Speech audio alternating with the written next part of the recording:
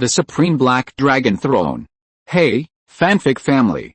So glad to see you here again to continue this incredible adventure. As always, kindly remember, this story is 100% fiction. So don't go looking for dimensional portals in your closet. All rights to this fantastic novel belong to the original author. We're just your humble narrators of epic tales. Are you enjoying the fanfic? Show it by subscribing to our YouTube channel and dropping us a like. And if you're impatient for more exclusive content, our Patreon is your happy place. Chapter 126 Sister Lilia. Sister Lilia, let's go. Simon extended his hand to Lilia again. Lilia carefully climbed up. She looked up, stunned, at the imposing Simon. Simon stood up, his broad dragon wings flapping repeatedly, creating a hurricane. He carried Lilia and flew into the sky, gradually disappearing into the distance.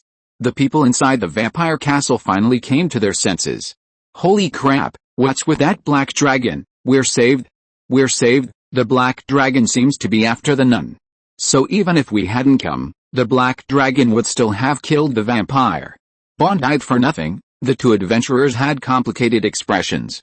Bond was naturally the adventurer who had been frozen into an ice sculpture by the vampire. In the sky, Lilia, standing in Simon's palm, could only cling tightly to Simon's fingers to avoid being blown off by the gale. At the same time, stars appeared on her body, protecting her from the gale. Thank you for your help, thank you, goddess of the stars, Sister Lilia suddenly said. Simon glanced at her and said, thanking me is fine, but why are you thanking the star goddess? Simon's hearing was excellent. Even at high speeds, with howling winds, he could hear everything Lilia said. When he heard Lilia thank the star goddess, he immediately became displeased. I saved you, what does that have to do with the star goddess? Lilia explained, because in my moment of crisis, it was the star goddess who gave me the strength to persevere, only then could I hold on until your rescue. Upon hearing this, Simon immediately sneered, ha ha ha, as expected of that star bitch, you did nothing but steal half of my credit. Hearing her goddess insulted, Lilia's eyes widened in fury, her face flushed red with anger. What did you say? You actually insulted the goddess, Simon coldly said. What, is this how you speak to your savior? Lilia was speechless, but she was unwilling to let her goddess be insulted like this, especially by such an extremely derogatory term as bitch. Even if you saved me, you can't insult the goddess, Lilia shouted, her neck stiff. If you're going to insult the goddess just because you saved my life, then I'd rather give my life back to you. A gust of wind rushed into her mouth, making her extremely uncomfortable. Simon suddenly stopped, hovering in midair, only flapping his wings to keep flying. This caused his body to bounce up and down constantly. Is that so? Then jump down and let me see your piety. Simon narrowed his eyes and opened his palm. At this moment, Simon was thousands of meters above the ground. The temperature was extremely low, and the wind howled. Even with the protection of magic, Lilia was already shivering from the cold. My life is not as important as the goddess's reputation. Lilia, come on, for the goddess, give yourself. Sister Lilia cheered herself on. She silently repeated it 3 times in her heart. She walked to the edge of Simon's palm. The cold wind blew. Lilia looked down and could still see many white clouds. The scenery was breathtaking, instantly captivating the young girl. But this was quickly followed by intense fear. Wow, so high. Lilia's pupils constricted sharply, fear gripping her. Lilia, come on, you can do it. Lilia took a few deep breaths, then spread her arms, closed her eyes, and leaped from Simon's palm. She plummeted from the sky, her speed increasing. She felt no fear of death. Her mind was filled with the thought that the goddess would finally be spared from humiliation because of her. Just as Lilia prepared to face death, a broad, strong hand caught her steadily. Opening her eyes, Lilia saw the black dragon smiling at her. Because of its enormous size, even its smile appeared terrifying to the tiny Lilia. Your piety truly surprises me, so I've changed my mind. I will convert your faith. Simon lifted Lilia before him. Instead of worshipping that filthy bitch, the star goddess, worship me instead. Hearing Simon once again insult her goddess and even try to steal her away, Lilia was furious. She stomped her foot and crossed her arms. Impossible. My faith in the goddess will never waver. Nor will I worship you. Simon wasn't in a hurry. He just smiled and asked Lilia, in your heart, what kind of goddess is the star goddess? Lilia sincerely replied, of course, she is a benevolent, generous, and very kind goddess. In ancient times, when the world was shrouded in darkness, she created countless stars to illuminate the night sky. Lilia hadn't even finished speaking when Simon interrupted her with a mocking laugh. What are you laughing at? Lilia raised an eyebrow. She wasn't particularly beautiful, but because she spent so much time praying in church, her skin was fair, and when she frowned, she even looked somewhat cute. No wonder the goddess of night is targeting the star goddess with such self-promotion. Simon finally understood why the goddess of night and the star goddess were enemies. To more effectively gather faith, these gods would undoubtedly try every means to exaggerate their abilities, making themselves seem incredibly powerful. However, this easily leads to conflicts with other gods. In the star goddess's propaganda, the night is relegated to the background, which naturally displeases the night goddess. Look at this. Simon reached out his other hand and pried open the scales on his head, pulling out a small blue gem. The blue gem contained restrained magic, its surface radiating a faint halo, appearing incredibly mysterious. As a follower of the star goddess, Lilia, who used star magic, immediately recognized the powerful energy of the star magic source contained within the blue gem.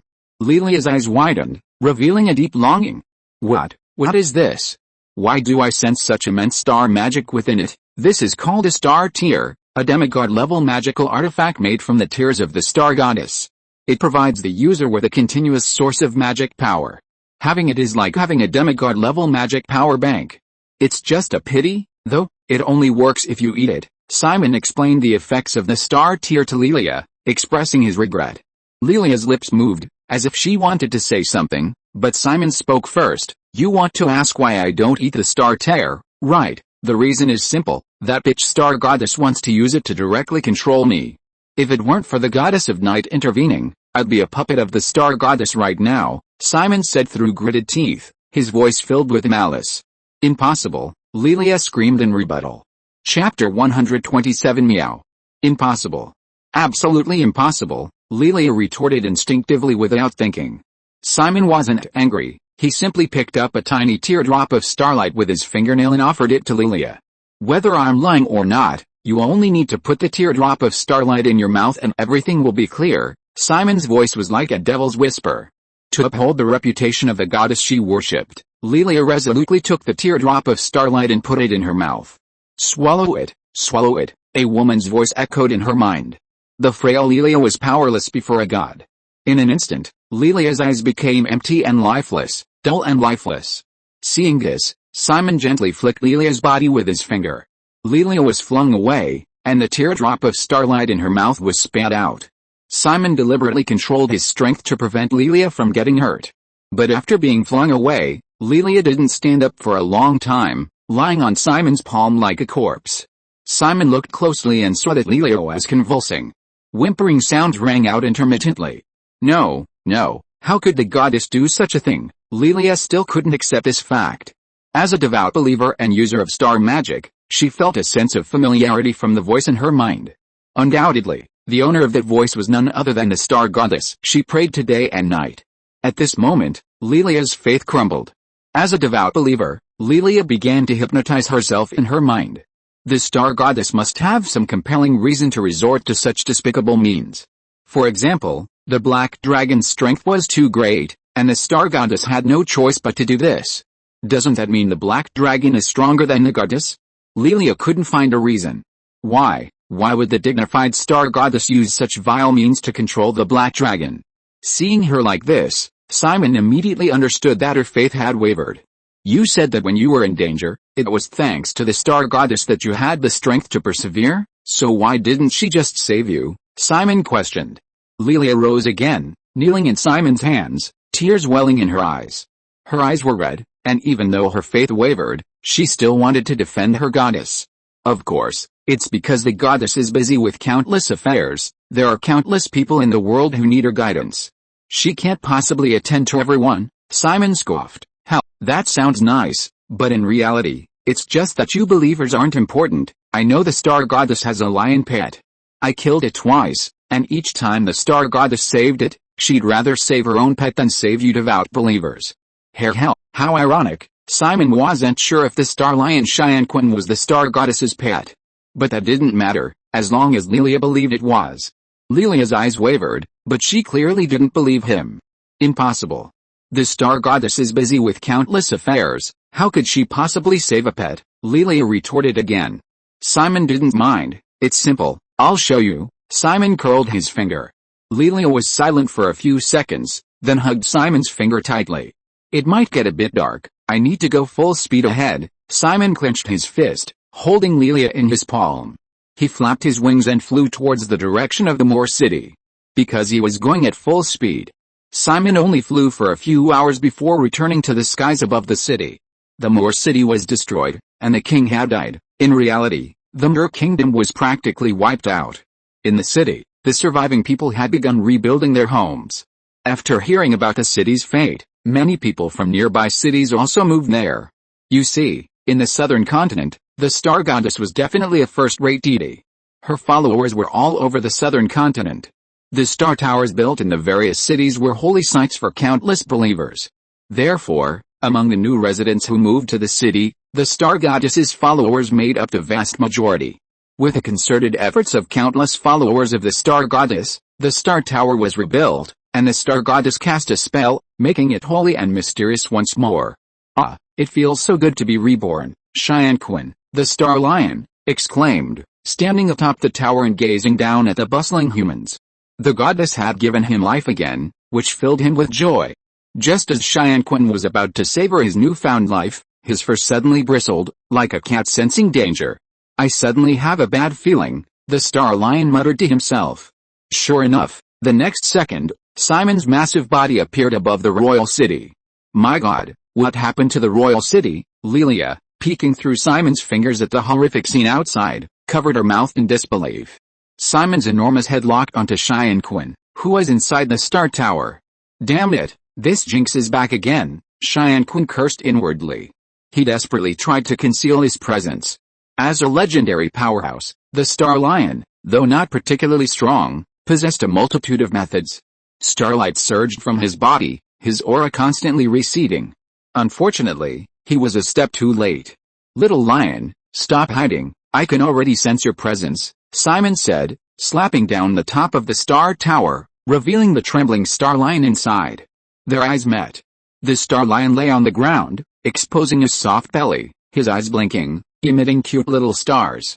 Meow. Simon's lips twitched, his words cruel and cold. Trying to be cute with me won't work. I came to the royal city today specifically to kill you. With that, Simon slapped him. The star lion's expression changed, his cuteness vanished, and his body transformed into a streak of light, dodging the attack. However, knowing he couldn't outrun Simon, he simply stopped running. Black Dragon, you dare come again? Aren't you afraid the goddess will kill you? Simon replied, since I dared to come, of course I was prepared. Little lion, prepare to die. A palm strike, like a tidal wave, came down. If Simon's power had hit, it would have instantly turned the star lion into mincemeat. Faced with this, the star lion could only use all its strength, unleashing its most powerful trump card, Goddess, save me. With a shout, starlight enveloped the area, sending Simon flying. A phantom of a goddess, composed of starlight, appeared in the sky.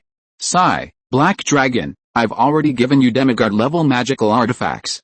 Don't push your luck any further, the goddess's phantom sighed. Simon immediately retorted, Star Goddess, you shameless wretch, how dare you mention demigod artifacts to me? If it weren't for the goddess of night, I'd probably already be your slave. Could it be that this is how you acquire your followers? Chapter 128 Struggle. Arrogant, the star goddess roared. You little black dragon, daring to provoke the gods time and again, do you really think I wouldn't teach you a lesson? With that, the star goddess stretched out her hand once more. Her hand grew larger and larger, covering the entire royal city. Faced with terrifying divine power, even Simon was as weak as an ant. But Simon remained completely unfazed. Hell, I have countless followers beneath me.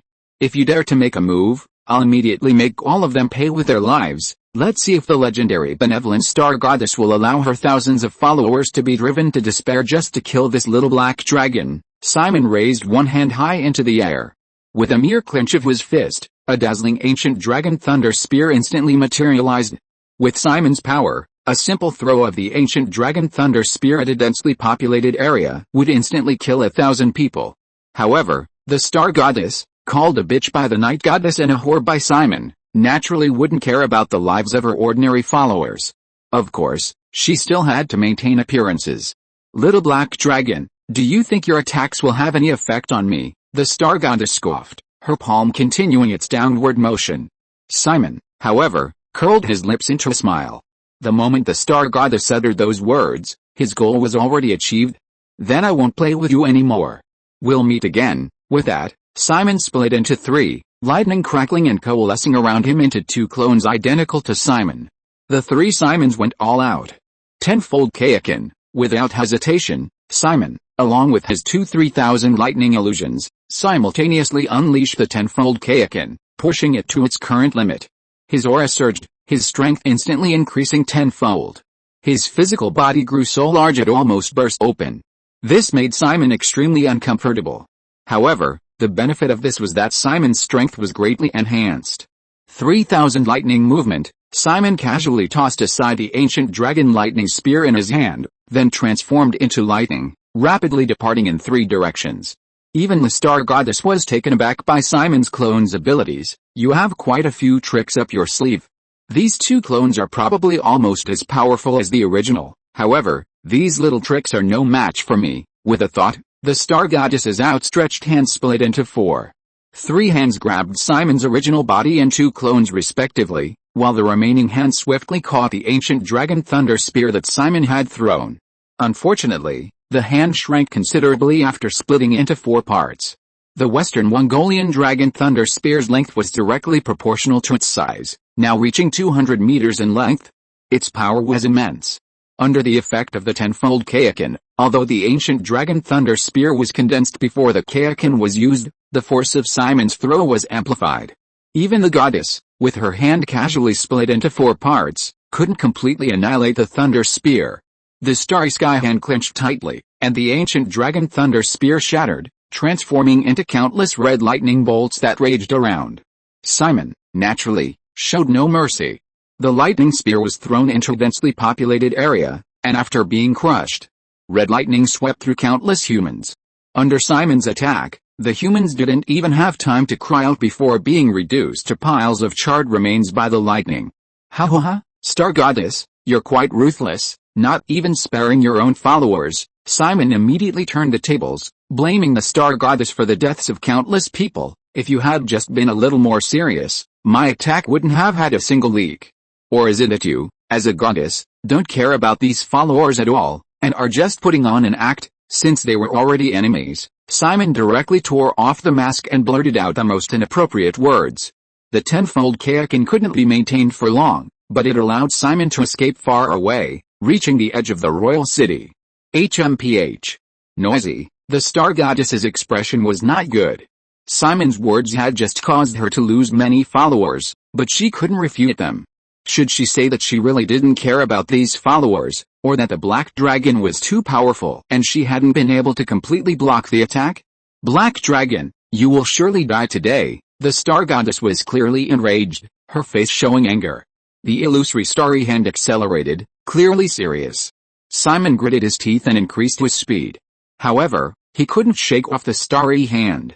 Roar! Simon's lungs bulged, and he spat out a mouthful of flame that slammed into the starry hand. The flame was scorching hot and exploded upon impact.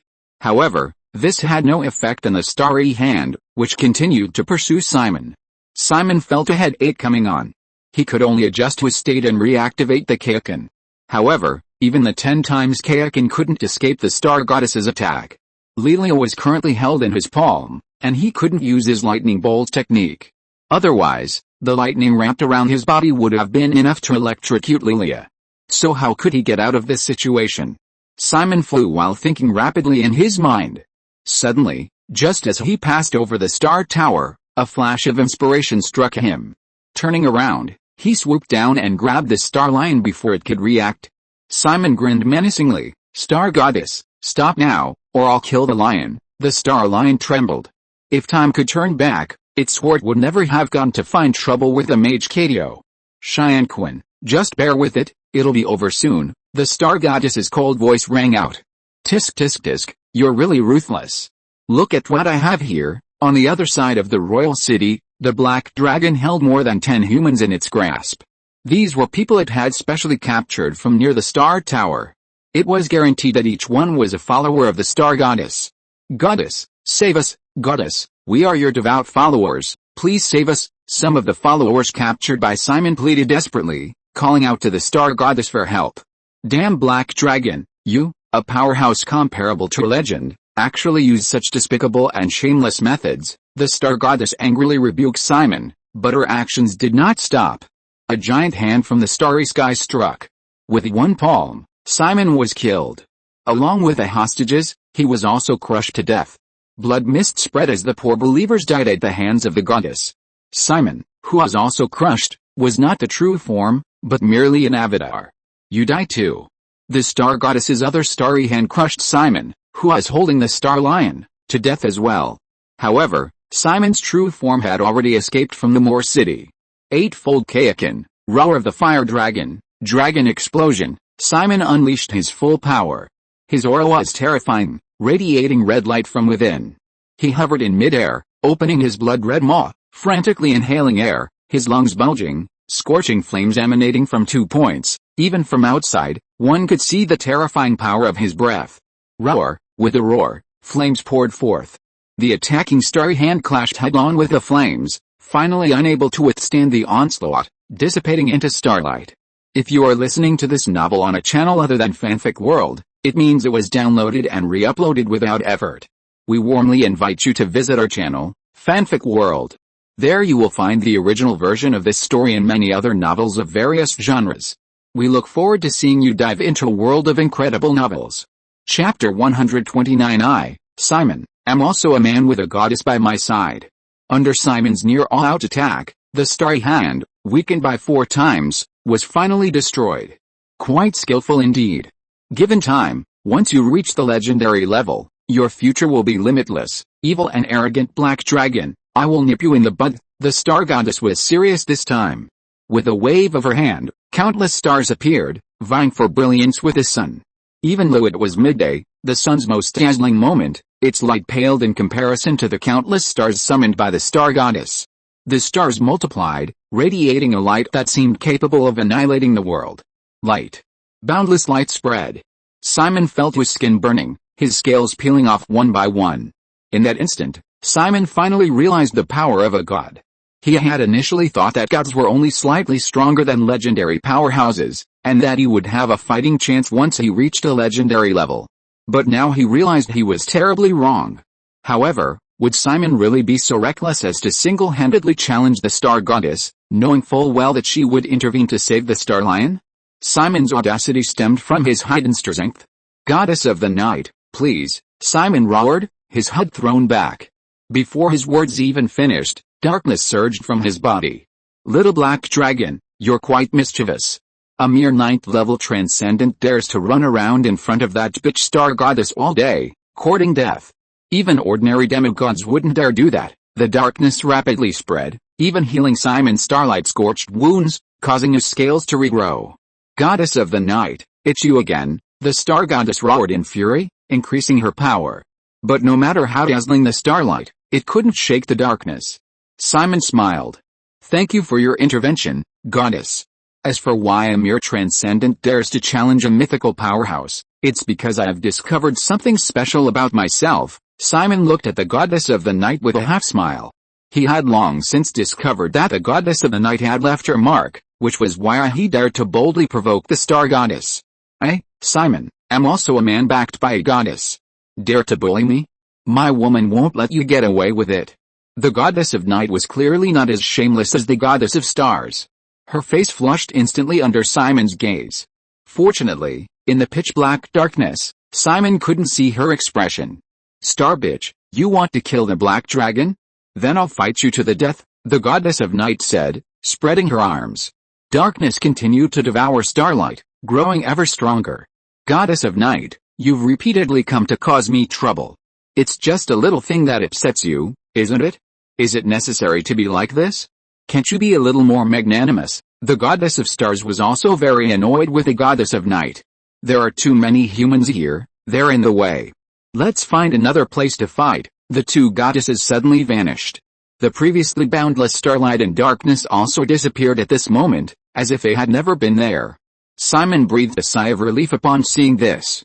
The gods' methods are still too powerful. I can't contend with them now, Simon muttered to himself, still shaken. He flew forward and angrily toppled the star tower. It's a pity the little lion was slapped to death by the star goddess this time. Simon could have devoured a legendary figure, but instead, he was killed by the star goddess with a single slap. Fortunately, at least the purpose of this trip to the royal city was achieved. Sister, what are your thoughts on the star goddess now? Simon opened his palm, revealing the nun Lilia he had been protecting. In his palm, Lilia knelt on the ground, her stomach churning from the constant jolting. She vomited. But even more painful than the physical pain was the collapse of her faith. She hadn't expected the god she devoutly believed in to be so ruthless. It was completely different from the benevolent and merciful God described in the doctrine. Lilia was devastated and didn't answer Simon. Seeing her like this, Simon smiled. Whether he gained another believer was not important. There was only one real reason Simon did this, to steal one of the star goddess's devout followers and cause Lilia's faith to crumble. It was incredibly satisfying. Taking Lilia with him, Simon left the royal city and leisurely flew towards his territory. On the way, Lilia finally came to her senses and accepted the fact that the goddess wasn't perfect. Black Dragon, what do you need me to do to repay your life-saving grace? Lilia felt exhausted. This wasn't physical exhaustion, but spiritual weariness. She just wanted to quickly repay Simon's life-saving grace, then go home, sleep, and rethink her faith. As a clergyman, faith wasn't just her spiritual pillar, but also the source of her strength. Didn't I say I wanted to become a god? I need you to teach my followers how to pray to me. Of course, if you're willing, you might try believing in me. How about that? Simon said casually. Lilia clearly didn't take it to heart. 10 hours passed in the blink of an eye. Simon returned to his territory. After such a long time, the attendants had diligently sculpted a new stone statue of Simon, about 10 meters tall. While not exactly lifelike, it was at least presentable. Lord Black Dragon, we've rebuilt your statue. Are you satisfied? Abby asked cautiously. Simon nodded slightly. I trust you to do things. Receiving praise made the old lizardman, Abby, very happy. The attendants then noticed a figure slowly descending from Simon's palm. This is Sister Lilia. From now on, she will be responsible for teaching you how to pray. Hurry up and greet Teacher Lilia, Simon casually remarked, but the attendants took it seriously. They immediately exclaimed in unison, Hello, Teacher Lilia. Lilia had never seen anything like this before. Lizardmen and elves were fine. Goblins were monsters, and supposedly especially malevolent towards women. Being stared at by hundreds of goblins at the same time was truly unbearable. By the way, Goblin, come here. To better communicate with his followers, Simon adjusted his posture and laid down. Even so, his head was still too large, forcing him to lower his eyes. Goblin felt uneasy, wondering why Simon had suddenly summoned him. Lord Black Dragon, is there anything I can do for you? Goblin knelt on one knee. Simon spoke slowly, your talent is too poor. If I remember correctly, even your advancement to the transcendent realm was achieved with someone else's help.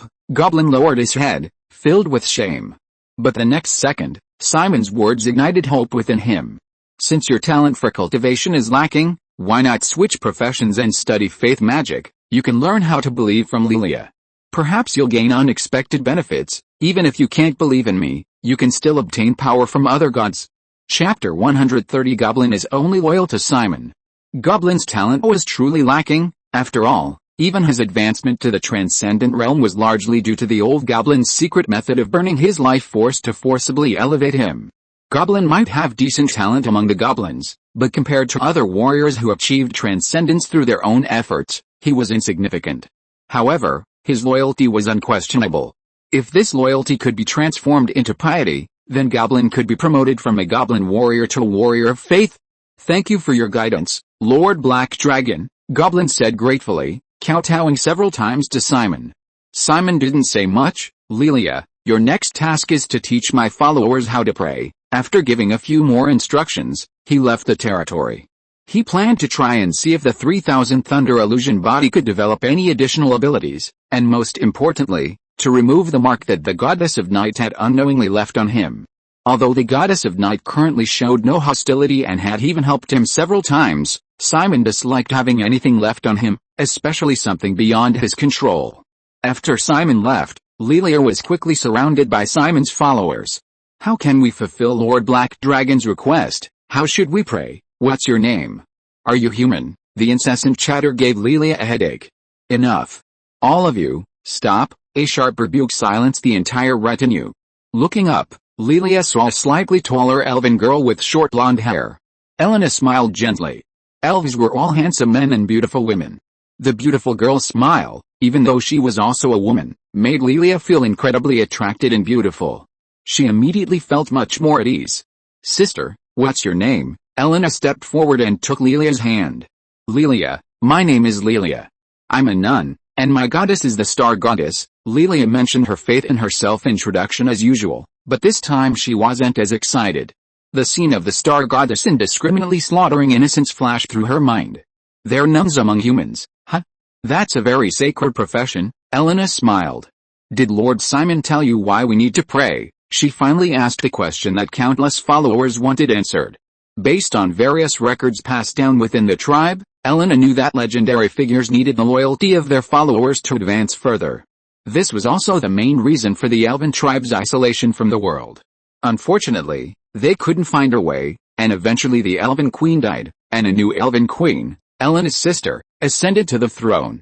Yulina's sister was clearly not a qualified elven queen, and she couldn't find a way for a legendary figure to break through to the mythical realm. Don't you know? Lilia was somewhat surprised, but still told the truth. The Black Dragon said he intends to become a god, so he needs believers. He needs you to pray to him and worship him. Upon hearing this, the entire hall fell silent, completely stunned. A moment later, the old lizard Manabi was the first to react, shouting loudly, as expected of Lord Black Dragon. Killing the apostle of a god, defeating two legendary powerhouses single-handedly, his deeds are enough to be remembered for eternity, shocking the world, but I never expected his next goal would be to become a god. Abby's expression was fanatical, raising her arms and shouting. If Lord Black Dragon succeeds, then we will be the followers of the dragon god, the followers of a great god. Who?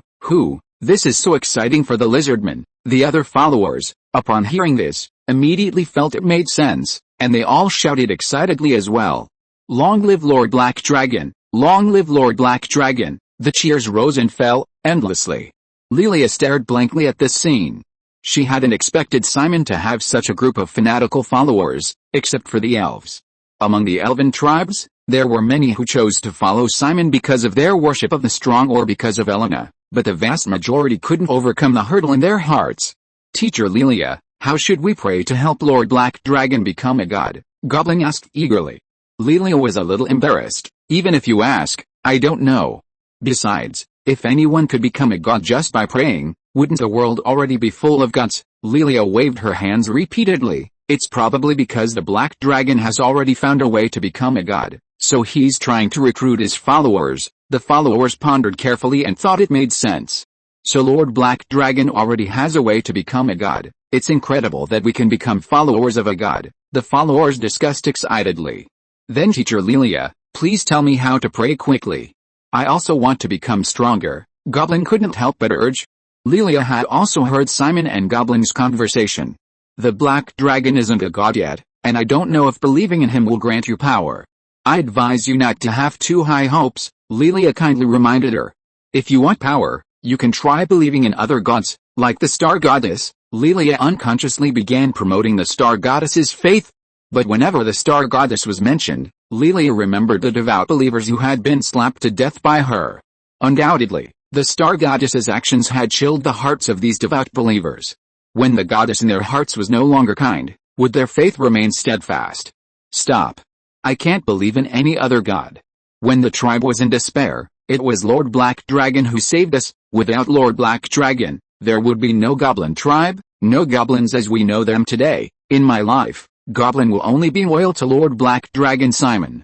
Even in terms of faith, I will only believe in Lord Black Dragon Simon, Goblin shouted. Lilia opened her mouth. She only knew that Simon was very powerful, but she never imagined he would have such a loyal follower. There happens to be a giant dragon statue carved over there. Let's pray to that statue. Follow me. Lilia led the way, kneeling before the Simon statue. Before praying, clear your mind, remove all distractions, and pray with single-minded devotion. The black dragon isn't a god, so I don't know if this will work, but you can recall how the black dragon has helped you, and imagine its power to strengthen your faith. Lilia generously shared her years of prayer experience with Simon's followers. In an instant, throughout the territory, countless followers knelt, praying before the towering dragon statue. Chapter 131 Faith. 3,000 lightning illusions. Simon flew 1,000 meters in the air, and with a thought, lightning crackled and intertwined around him, instantly condensing into two clones identical to himself. Simon smiled. As expected of the 3,000 lightning illusions, the main body is indestructible, the clones are indestructible, and they even possess strength similar to mine. Moreover, even if the clones die, I can at most expend energy to condense another one. Simon was extremely satisfied with the 3,000 lightning illusions. Since the clones won't die, how about using them as suicide bombers? Simon suddenly had a brilliant idea. Unfortunately, he didn't have the ability to self-destruct. But being a suicide squad wouldn't be a problem. The tenfold Kaioken is currently the limit of my body's capabilities, and its duration is very short, not even lasting a minute. Since the clones won't die anyway, let's see how many times I can amplify the Kaioken with my current physical strength. Simon began to retreat, leaving only one clone behind. Under Simon's control, the clone began to continuously unleash the Kaioken. A red light emanated from his body, his aura growing increasingly terrifying. Soon, the clone activated the tenfold Kaioken. The unparalleled power shattered the surrounding clouds. Only because Simon was 1,000 meters above the ground, and the dragon's aura kept ordinary birds at bay, would the sheer force of the power increase have crushed them into mincemeat. 11-fold Kaioken, Simon murmured. The clone strained, opening its gaping maw and roaring incessantly. The roars were earth-shattering, its momentum immense and unstoppable. However, activating the 11-fold Kaioken beyond its physical limits caused the clone's muscles to swell and blood vessels to burst. Fortunately, it was only a clone, so there was no blood. Only countless bolts of lightning leaked from its body. The clone leaked lightning. If it were me, it would probably be blood. In other words, activating the 11-fold Kaioken is still within my tolerance. Simon pondered. Next, the 12th-fold Kaioken. With a command from Simon, the clone activated the 12th-fold Kaioken. The aura surged again.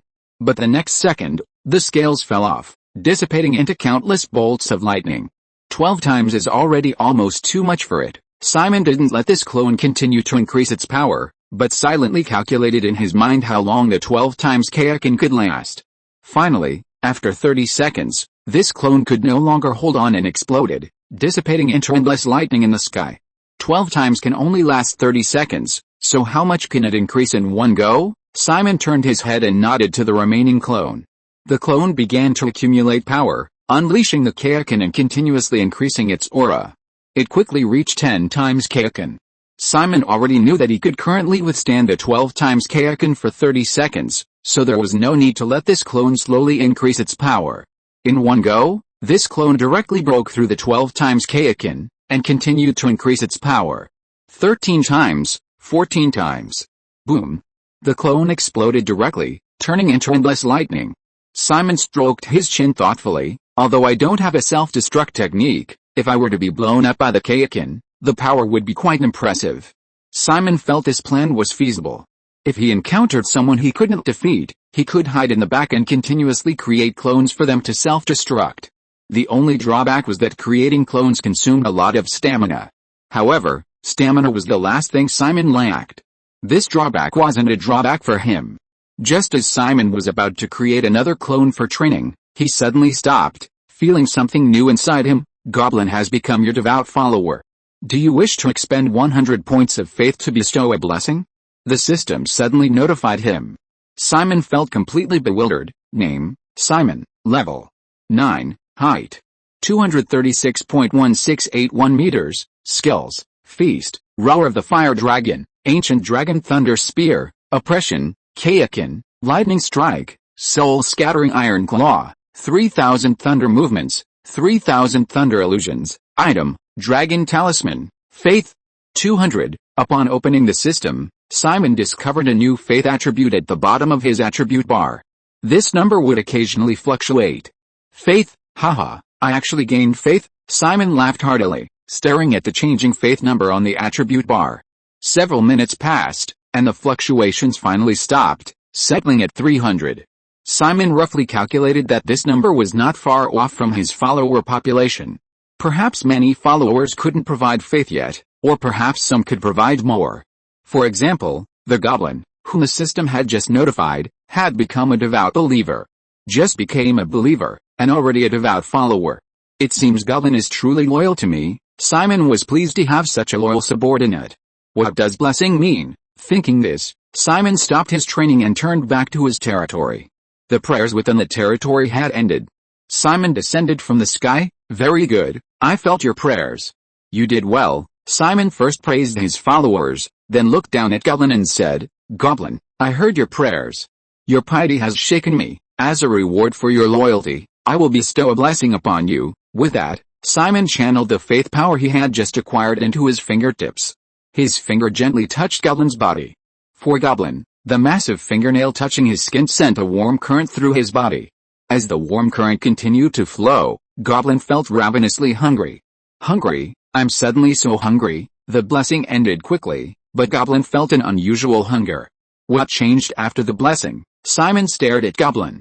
Quickly, bring him food. At Simon's request, several black fish raised by the Goblin tribe were immediately brought over. Goblin took the fish and devoured them in a few bites, bones and all, leaving his face and body covered in fish blood. Not enough, not enough. I need more food. His stomach was still burning with hunger, making Goblin, who hadn't gone hungry in a long time, see bloodshot eyes. Even the goblins around him were terrified and backed away. One live black fish after another was caught. Plate after plate of food was served. Goblin buried himself in the food, devouring it without any regard for appearances, like a wild beast that had lost its mind. But surprisingly, as he ate, Goblin's aura was steadily increasing. This food won't do. This one is for you, Simon said, lightly drawing a drop of dragon blood, about the size of his head, from his fingernail. Goblin tilted his head back and opened his mouth wide, letting the dragon's blood splatter onto his head. These weaklings are finally useful, manually adding a maternal smile. Chapter 132 Anything is possible if you pray to me. A drop of dragon blood struck his head, the blood flowing down his throat and into his stomach. Every cell in Goblin's body seemed to boil, his aura surging. Peak of the second level of the extraordinary realm. Third level of the extraordinary realm. In an instant, Goblin's strength broke through to the third level of the extraordinary realm. But the surge in his aura didn't stop. This was a drop of blood from a black dragon with an incredibly powerful physique, capable of contending with legends. Peak of the third level of the extraordinary realm. Fourth level of the extraordinary realm. Only after reaching the fourth level of the extraordinary realm did Goblin's aura finally cease its ascent. Having completed his power boost, Goblin knelt directly before Simon on one knee. Thank you for the gift, Lord Black Dragon. Thank you for the dragon blood, Lord Black Dragon. I, Goblin, will become the gluttonous knight, your blade, to eliminate any enemy who dares to stand in your way. Gluttony. The ability Goblin gained from Simon's gift. The ability to continuously devour flesh and blood and living beings to increase his strength. This ability undoubtedly originated from Simon's feast skill. However, the effect of gluttony doesn't seem as powerful as feast. This is blood comparable to that of a legendary black dragon, yet Goblin only reached the fourth level of the extraordinary realm and didn't gain any other enhancements. Feast brings more than just an increase in strength. Physique and health are the fundamental factors behind Simon's immense power. It can be said that without a strong physique, there would be no Simon as he is today, and even the Kayakin technique wouldn't be able to be used at many times its normal power. Gluttony, huh? A very good ability. Simon nodded slightly. It's worth the essence of the dragon blood I gave you. The dragon blood Simon offered was naturally different from ordinary blood. Otherwise, Goblin wouldn't have been able to break through to the fourth level of the extraordinary realm with just a drop of dragon blood. Did you all see that? Simon's gaze swept over the hundreds of followers. As long as your prayers are sincere enough, I can bestow blessings upon each of you. As a qualified boss, making promises is an essential skill. He casually pointed to a short goblin. Do you yearn to become a warrior as powerful as Goblin? The chosen goblin was thrilled. Lord Black Dragon, can I become that powerful too? Of course, With sincere prayer, anything is possible. Then Simon pointed to Lizardman. Do you want to surpass Bray and become the strongest warrior of the Lizardman tribe? The Lizardman was somewhat incredulous. Lord Bray has always been my idol, and I've always aimed to follow in his footsteps. Can I, like him, surpass Lord Bray? Simon nodded. Of course you can. With sincere prayer, I am willing to bestow my grace and grant you boundless power. Simon's tone was impassioned. He stood up, spread his sky-covering dragon wings, and raised his arms high. Do you want to become an extraordinary warrior? Do you want to acquire wealth that you can never use in a lifetime? Do you want the most delicious food in the world? Then pray. With prayer to me, anything is possible. Simon's impassioned tone stirred the hearts of his followers. The followers were instantly filled with fervor. Some even knelt down on the spot, worshipping and praying to Simon again. Simon checked his system attributes and, sure enough, his faith had increased. Judging from the speed of the increase, the followers' previous prayers were clearly perfunctory. After promising the followers a few empty promises, Simon left. He planned to test the effects of the acquired faith power. After Simon left, Lilia remained stunned, unable to process what had just happened. The sight of the goblin gaining new power and experiencing a surge in strength after Simon's blessing had truly astonished her. In all her years as a nun, she had only witnessed a blessing once before. That was the blessing ceremony held by the Star Saintess of the neighboring kingdom of Seal. As a follower of the Star Goddess, Lilia had observed the blessing ceremony. But the Star Goddess hadn't appeared at that ceremony. Now, Lilia had actually seen a blessing bestowed upon this monster, the goblin. Since the black dragon can bestow blessings, does that mean he has become a god? A bold thought suddenly popped into Lilia's mind. If I also believe in the black dragon, can I also receive blessings? As a clergyman, Lilia's lifelong dream was to receive blessings from the gods. Now, Lilia's faith had already been shaken by Simon's influence. Whenever she prayed to the Star Goddess, images of innocent believers who had been slapped to death by the Star Goddess would flash through her mind. No, no, no, how could I think like that? Lilia slapped her cheeks hard, finally clearing her mind of all the distracting thoughts. She stepped forward and asked Goblin with curiosity and excitement, "Hello, how did you feel when the black dragon bestowed blessings just now?" For a nun who longed for blessings, Goblin was now practically her idol. Or rather, anyone who could receive divine blessings was Lilia's idol. She desperately craved divine blessings. In the past, when she believed in the Star Goddess, Lilia would often fantasize about receiving blessings herself. Yeah, Goblin, tell us what it felt like, the little elf Andy asked curiously. In an instant, Goblin became the center of attention. Countless followers' eyes were fixed on him.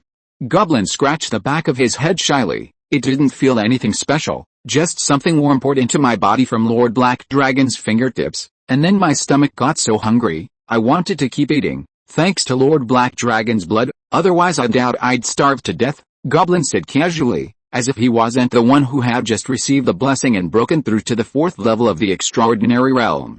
You kid, you're sure to be very powerful in the future. Bray looked at Goblin with a complicated expression. Before the arrival of the Elven tribe, Bray had always been Simon's most powerful follower. But after the Elven tribe arrived, many elves were stronger than him, and now even Goblin had received Simon's blessing. He would only grow stronger and stronger, eventually surpassing him.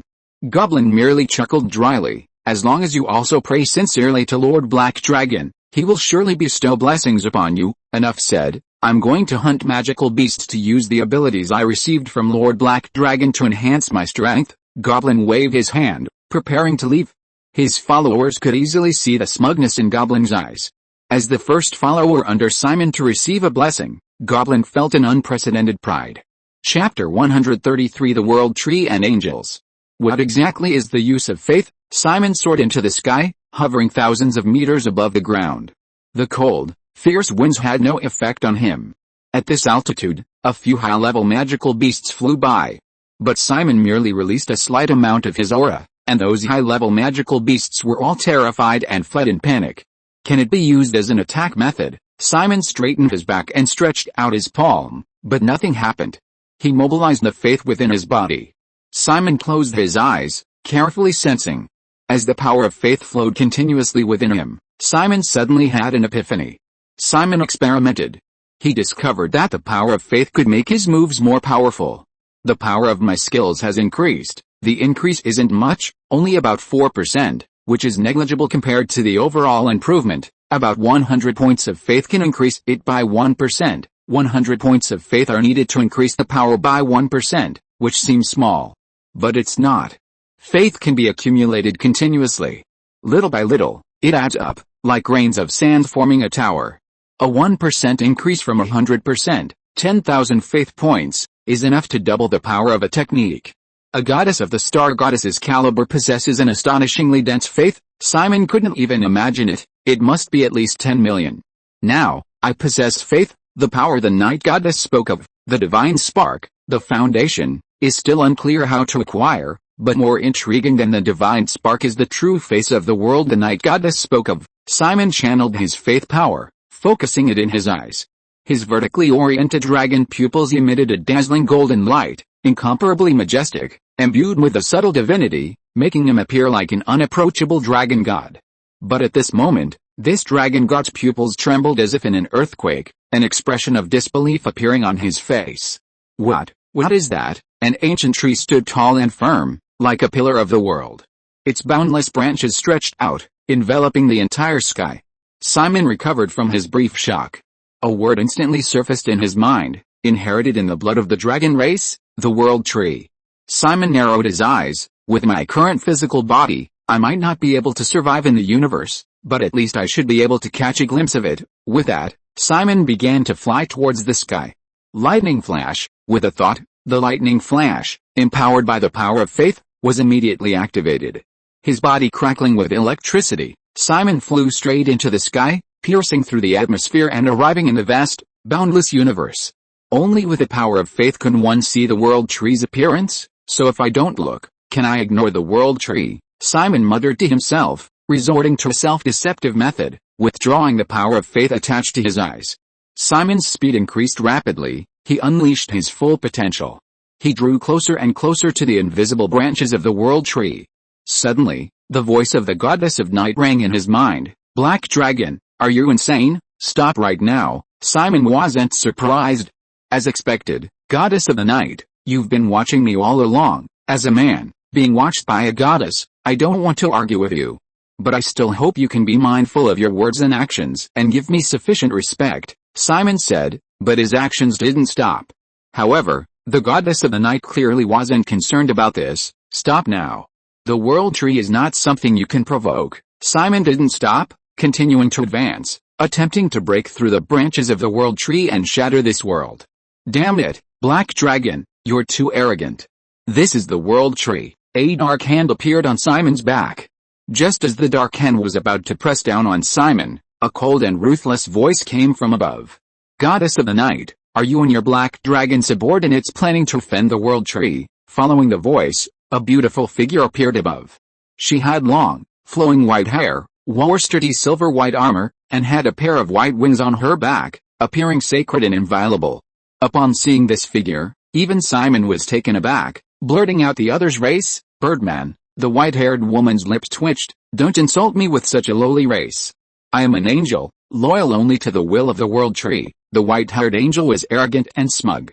She crossed her arms, looking triumphant. Clearly, she was very satisfied with her status, even proud of it. Hearing this, Simon flew to a position not much different from the angel, carefully examining her figure. So angels are pretty much as I remembered, but your strength isn't much either. Daring to address the goddess by her name, Simon immediately sensed the legendary strength of the white-haired angel. If a fight broke out, Simon wasn't afraid. Angels and dragons were legendary creatures. Simon had no reason to be afraid because of her status. Hearing Simon say that her strength was lacking, the white-haired angel stomped her foot in anger in the air. Anger flashed across her delicate face. You, a mere 9th-tier transcendent black dragon, dare to say that my legendary level strength is nothing special? You're far too arrogant, Simon chuckled, calmly watching his opponent's exasperation. Not only do you dare to offend the world tree, but you also say my strength is nothing special? Black Dragon, are you courting death? The white-haired angel's hands clenched, and 2 snow-white long swords appeared in his hands. His killing intent was overwhelming, his aura imposing. Even Simon was shaken. With just this movement, Simon was certain. The white-haired angel before him was not a low-level legendary like Star Lion, whom he could easily manipulate. At the very least, he was a mid-level legendary capable of fighting him to a draw, or even a legendary senior he couldn't defeat. Don't be fooled by the white-haired angel's height, which was roughly the same as an ordinary human's, appearing to Simon like an ant. The power he unleashed was something even Simon couldn't confidently guarantee he could defeat. Most importantly, from the angel's words, the entire angel race was loyal to the world tree. Once angered, the older generation would come after the younger ones, and Simon was no match for them. Simon immediately cowered. I didn't mean to offend the world tree, I just wanted to see the scenery outside. Outrageous, the white-haired angel suddenly roared in fury, even more furious than when Simon had previously called her weak. The world tree has single-handedly held off countless outer gods, protecting the world for millions of years ago. Outer gods descended, and the world was utterly destroyed. If it weren't for the world tree, there wouldn't be the world we have today, and there wouldn't be this wise situation. The white-haired angel continued to berate Simon. Simon blinked his golden dragon eyes, pointed, and said leisurely, but the branches in that area have cracked, and quite a few things have fallen down. Some things came up today, so only one update. Chapter 134 Outer God Offspring and the Divine Realm. The white-haired angel froze, following Simon's finger.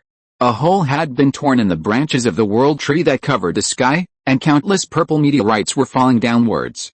The white-haired angel's face turned deathly pale, filled with rage. He cursed, "Damn void god. You destroyed the world tree and even sent offspring." The white-haired angel's aura surged, and his wings blazed with intense flames. "Eternally burning wings carry me away from the mortal realm's depravity," the white-haired angel murmured, flames engulfing his entire body, his aura soaring. Terrifying energy gathered in the two long swords in his hands. Flame wave, he swung the swords in a cross pattern. The powerful impact of the flames instantly destroyed countless meteorites. However, there were simply too many meteorites. Even with the white-haired angel using all his strength, he could only destroy a portion. "I'll help you," Simon said, narrowing his eyes, and charged towards the falling meteorites. "Goddess of the night, you don't want to be held accountable by the angels for offending the world tree, do you?" Simon spoke up. At this moment, the dark hand on Simon's back slowly condensed into a figure. "What do you want to do?" the goddess of night asked warily. Simon grinned. "To devour the offspring of the outer gods, of course. Now that the offspring of the outer gods have invaded, as a member of this world, a child who deeply loves Mother World Tree, it is my duty to kill these offspring of the outer gods." Simon spoke with righteous indignation, but in reality, he simply wanted to devour the offspring of the outer gods. There were many of these offspring. And most importantly, Simon noticed that the goddess of night seemed to have some reverence for the angel race. It seemed that the angel race was more powerful than Simon had expected, capable of making even a powerful god be cautious. Now, the goddess of night had left a mark on Simon. In the eyes of the angels, Simon was naturally the goddess of night's subordinate. If the angels investigated, the goddess of night would not be able to escape responsibility. This was why the goddess of night wanted to stop Simon from breaking through the clouds and going beyond World Tree. "Okay, I will help you. After it's done, you can go and annoy the goddess of stars." The goddess of night thought for a moment and nodded in agreement. Simon laughed. "Hey, the enemy of my enemy is my friend. Goddess of the night, we're friends. As for that bitch, goddess of the stars, I've had my eye on her for ages." Simon readily agreed. Their relationship was fairly good. Perhaps goddess of the night had only saved Simon from the beginning to thwart goddess of the stars' plan. But that didn't change the fact that she had saved Simon 3 times. "I'll catch them for you, you wait." Standing on Simon's back, goddess of the night waved her hand, and endless darkness surged forth. From within the darkness, countless hands appeared. These hands stretched out continuously, grabbing one outer god's offspring after another. As a deity, her strength was naturally far superior to the white-haired angel, who was only at a legendary level. With just a slight movement, she grabbed all the remaining outer god's offspring and brought them before Simon. Simon looked at the outer god's offspring before him and felt a chill run down his spine. These offspring were shaped like centipedes, densely covered with human arms. And their heads were human skulls. They looked terrifying. As they continued to writhe, the outer god's offspring looked even more disgusting, emitting cries like human infants. "Be careful, the power of the void might infect you," the white-haired angel kindly warned. The goddess of night nodded slightly, You have mastered the power of faith, so don't worry about that. The white-haired angel was shocked. Weren't you only at the 9th level of the transcendent realm? How did you master the power of faith? Simon opened his blood-red maw and swallowed all the outer god's offspring in one gulp. Devoured outer god's offspring, size plus 0.21 meters. A single outer god's offspring didn't provide much growth, but their sheer number made up for it. Devoured a large number of outer god's offspring, size plus 3.497 meters. These offspring were sent by the outer gods from the void to invade the world. They knew that angels were resisting, so they released a large number of offspring. If even 1 out of 10,000 offspring successfully landed on Earth, then the outer gods would have succeeded. Just as the white-haired angel had said. The outer gods coveted this land, and the world tree was a huge protective umbrella, shielding this world from the outer gods' invasion. Simon's bones cracked and his flesh grew. It's almost here. I have a feeling I'm about to break through to legendary. Simon was excited, and at the same time looking forward to the next arrival of the outer gods' offspring. However, he still had a question. These outer gods' offspring aren't that strong. Why are you, a legendary angel, so nervous? The white-haired angel sighed. You don't know how terrifying these offspring are. Once they touch the ground, they immediately hide underground, because of the magic cast by the outer god. Even gods find it difficult to track them. What's even more terrifying is the growth rate. In just 6 months, they can reach adulthood and possess legendary combat power. Upon hearing this, Simon subconsciously said, 6 months to legendary, that's not fast at all. The goddess of night and the white-haired angel present were instantly dumbfounded. By the way, thanks to your help this time, now that you have the power of faith, surpassing legendary and becoming a demigod is just around the corner. Here, take this. The white-haired angel flipped his right hand, and a tender leaf appeared in his palm.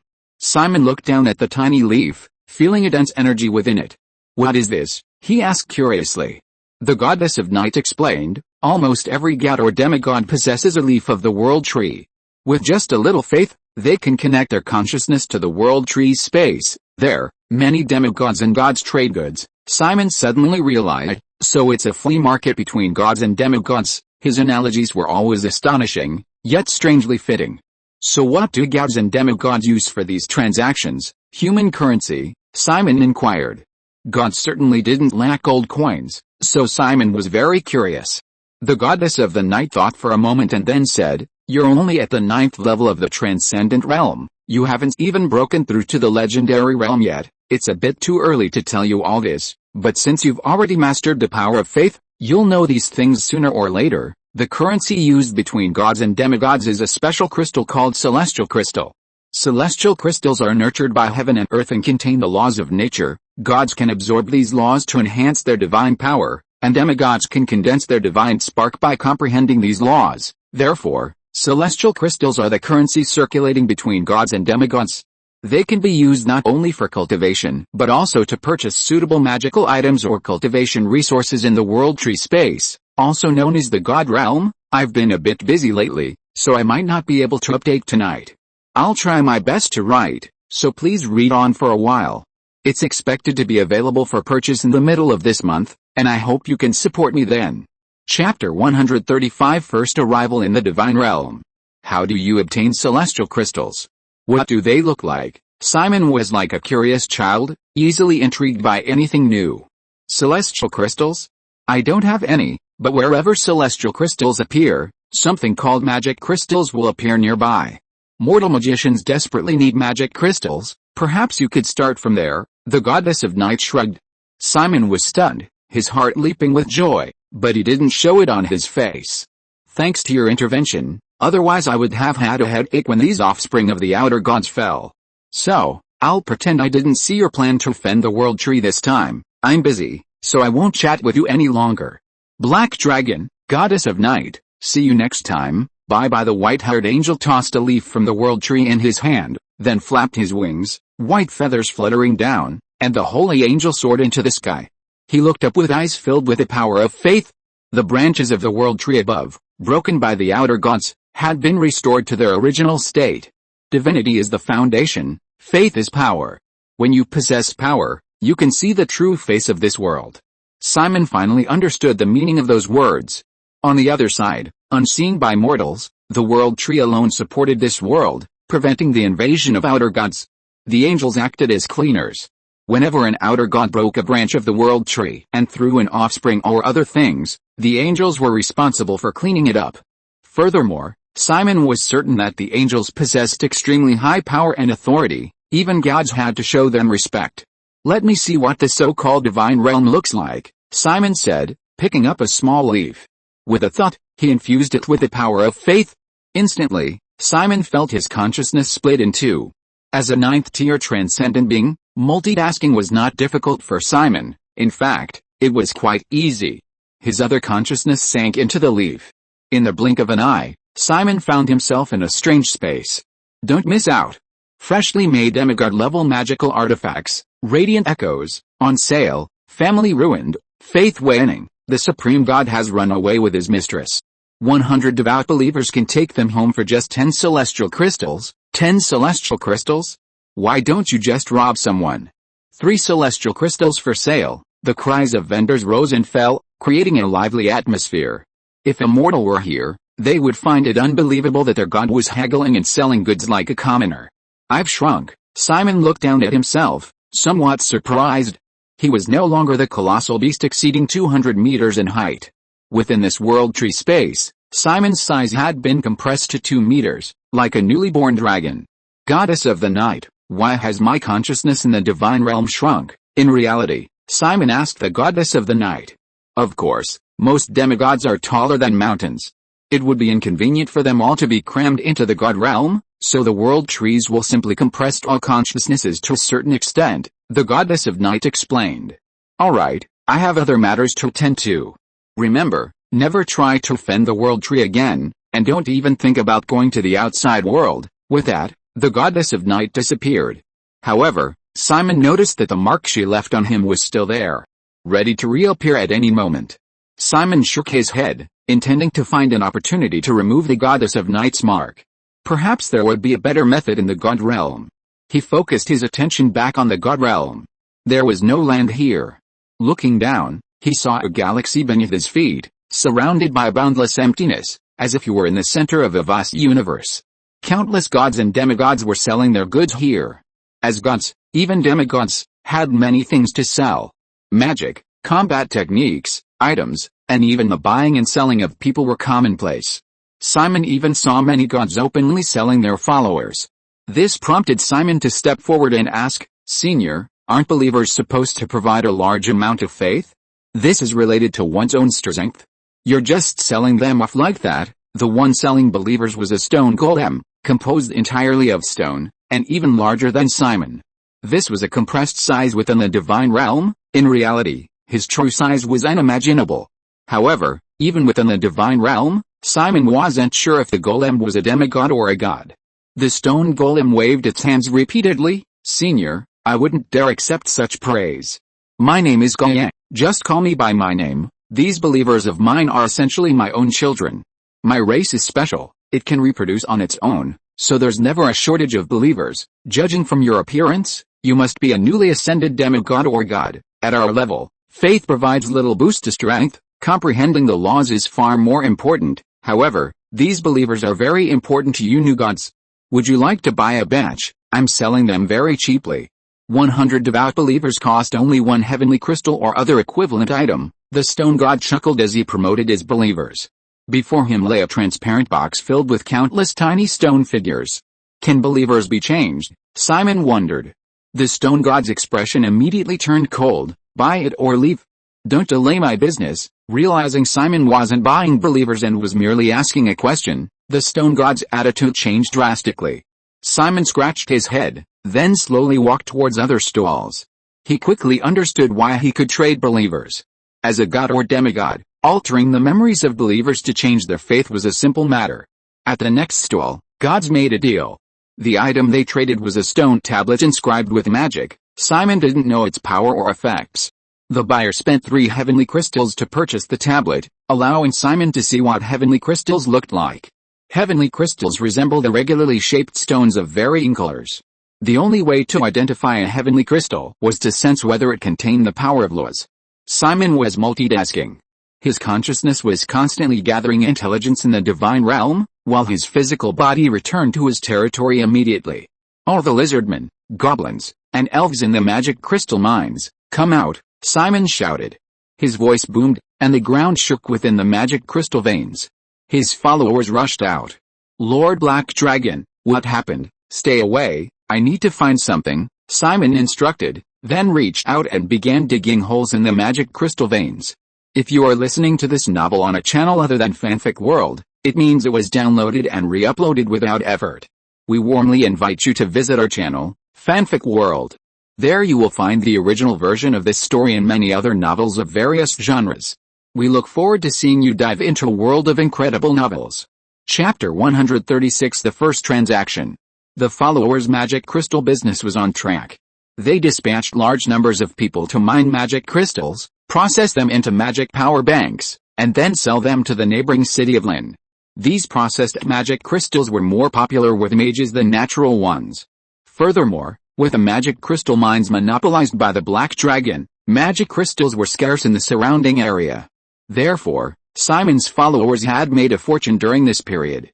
The money was stored in a special warehouse. Now, Simon began actively mining magic crystals. This made the followers even happier. Although Simon's actions might damage the mines, causing no more magic crystals to be produced, these followers were narrow-minded and couldn't see the long-term benefits. They thought Simon was helping them mine magic crystals. With Simon's size, each dig was like a super-large excavator working. Magic crystals mixed with large amounts of ore were unearthed. The followers cheered, and Simon's eyes lit up. Found it, beneath the magic crystal mine, Simon successfully unearthed 3 celestial crystals. These 3 celestial crystals were entirely emerald green, seemingly related to the laws of grass. However, Simon wasn't a demigod and couldn't sense the specific laws they contained. He carefully picked up the crystals, and the next moment, they disappeared, reappearing in the divine realm. Simon continued digging, but unfortunately, he didn't find any more crystals. He immersed his consciousness in the divine realm. Looking at the 3 extra crystals in his hand, Simon smiled.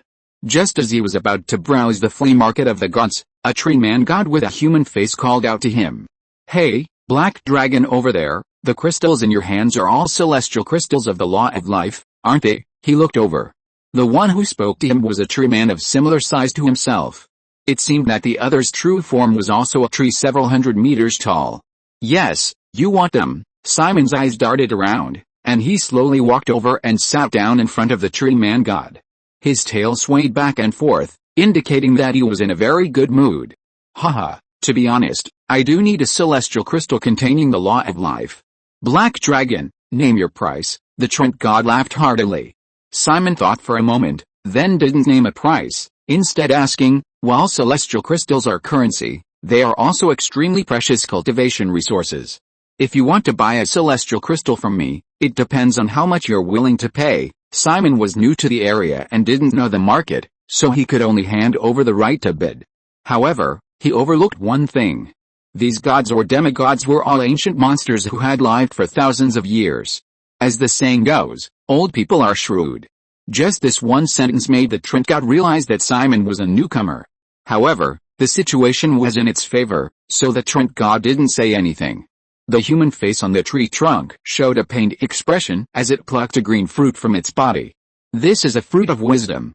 Although it's only of extraordinary grade, it can enhance inspiration for a short time after consumption, and the effect is very powerful." Simon's eyes lit up. He had recently been researching new skills to expand his attack methods. If he had the fruit of wisdom, wouldn't his research be twice as efficient? Moreover, the fruit of wisdom was a plant. If he entrusted it to the flower fairy Andy to cultivate, it might even grow into a fruit tree of wisdom, providing him with a continuous supply of fruits. Simon was clearly tempted, but he didn't show it on his face. "It's useless. You actually want to exchange something of extraordinary quality for a celestial crystal? That's far too unrealistic. Do you really think I'm some ignorant new god?" Simon raised his voice, making himself appear even more imposing. The human-faced tree god was speechless for a moment, but still managed a fawning smile. "Because it truly did contain a celestial crystal that contained the law of life. Don't be angry, it was indeed my fault. How about this? I'll give you 100 unconscious, devout believers." The tree god flicked a branch, and several small trinks appeared before Simon. Simon thought of the stone god from before. These can't all be your children, can they? The tree god smiled shyly. You figured it out. That's right. These are all my offspring. You could call them my children. Through special training, I've erased their consciousness, turning them into mindless puppets. You only need to inject a little faith into them, and these tree people will become your devout followers. One devout follower can provide 10 points of faith per day, so this batch of followers is equivalent to 1,000 points of faith every day. Simon wandered around this divine realm for a while. He discovered that it was very common for gods to part with parts of their own bodies. Just like the stone god before, he could reproduce by splitting offspring, then sell these little stone people for cultivation resources, increase his strength, and then split off more little stone people to exchange for more cultivation resources, and so on, a virtuous cycle. Achieving true perpetual life? Too few, still not enough. 5 fruits of wisdom and 500 devout tree people followers for 1 heavenly crystal. Simon also saw the purchasing power of heavenly crystals. The fruit of wisdom was merely an extraordinary item, and the average strength of the Trent followers was only at the 3rd rank. This was utterly beneath the notice of gods or demigods. It was like an ordinary person thinking $1,000 was a lot. A millionaire thought $1,000 was just average. A multimillionaire wouldn't even bother picking up $1,000 if it fell in front of them. A billionaire had never seen such a small sum of money. The Trent god's eyes gleamed, and he waved his branch again, throwing out 10 fruits of wisdom and 1,000 shrunken Trents. No problem, let's trade. The Trent god's tone was urgent, fearing Simon might back out. Seeing the other party's expression, Simon's heart skipped a beat, realizing he had sold too cheaply. However, Simon didn't care, just smiled slightly and slowly said, "Sorry, what I just said was the content of the first heavenly crystal trade." The Trent god's smile gradually disappeared. "Black Dragon, you're not keeping your word." Simon didn't care at all, even picking his ear with a hint of enjoyment. "Anyway, this is the realm of gods. Even powerful gods can't act here, otherwise they'd face the wrath of the world tree's will. Trade is entirely voluntary, buying and selling is free. Now, do you still want to buy the heavenly crystal from me?" The tree man god took a few deep breaths. "Yes, of course I'll buy it. I'll buy one first." Simon took out a heavenly crystal. "You just insulted me, which angered me greatly, so I've decided to sell you 10 wisdom fruits and 1,000 tree man followers for the first heavenly crystal." The tree man god's eyes widened. "I've lived for tens of thousands of years, cultivating from an ordinary tree to a demigod, and I've never seen such shamelessness." Chapter 137. Believe in the black dragon and you will have eternal life. "I'm not human, I'm a black dragon," Simon said matter-of-factly. The Trent god's lips twitched. "Are you going to buy it or not?" Simon urged. The Trent god gritted his teeth. There were many kinds of celestial crystals, and those containing the laws of life were extremely rare. To be honest, 10 fruits of wisdom and 1,000 devout believers were actually not much different in price from celestial crystals, but the Trent god just didn't like Simon. "If you're not buying, I'm leaving." Simon waved his hand, turned around and left, wagging his tail arrogantly. The Trent god was furious, but helpless. He had been stuck at the demigod level for a long time. If he could comprehend a large number of laws, he might be able to condense a godhood and advance to mythology. However, the laws suitable for him were extremely rare. So even though Simon's attitude was bad and he was raising the price on the spot, the Trent god could only swallow his anger. He forced a smile. "Buy, of course I'll buy." Simon stopped and nodded in satisfaction. The first celestial crystal was successfully traded between the two parties. Simon took out the tree spirits and the fruit of wisdom, handing them to Andy to plant. The little elf Andy was overjoyed to see the fruit. These tree spirits had no consciousness, they were merely puppets providing faith. Simon infused them with faith according to the tree spirit god's method. In just a short time, he gained 1,000 devout followers. Gods could bestow blessings upon devout followers, granting them powerful abilities, but Simon didn't do so. These tree spirits only needed to provide faith daily. "So, Black Dragon, how much do you plan to sell the second heavenly crystal for?" The tree spirit god accepted a heavenly crystal, his mood improving considerably. Simon thought for a moment and replied, "A magical item. I need a magical item that can amplify lightning elemental attacks." Simon's current combat power relied entirely on his own abilities. He lacked usable magical items. If he had a powerful magical item, it would be like adding wings to a tiger, undoubtedly elevating his strength to a new level. The tree spirit god took out a piece of charcoal from a branch. This is a lightning-struck wood I've nurtured for 8,000 years. It can double the power of a demigod's lightning attribute attack. I'll buy the remaining 2 life-loss celestial crystals from you. Simon sensed a dense lightning element from above. Obtaining this lightning-struck wood would likely increase Simon's lightning element attack by dozens of times. It seemed the gap between Simon and a demigod was still enormous. Okay, Simon agreed. This was a true demigod-level magical item, without any side effects, unlike the star tier which contained the star goddess's methods, unusable yet a pity to discard. The deal was struck. Simon obtained the lightning-struck wood, while the Trent god disappeared from the divine realm after receiving the 3 celestial crystals. Before disappearing, he specifically left Simon a message: Black Dragon, this is the worst deal I've ever made. Simon didn't care. His consciousness remained in the divine realm, strolling around and gathering information from other gods and demigods. Simon learned that above the legendary level, those with millions of believers and formidable combat power but who had failed to condense a divine spark were called demigods. A million faiths is a watershed moment. And whether one can condense a godhood is another. A million faiths? That means the power of a skill is increased 10,000 times. That's a terrifying number.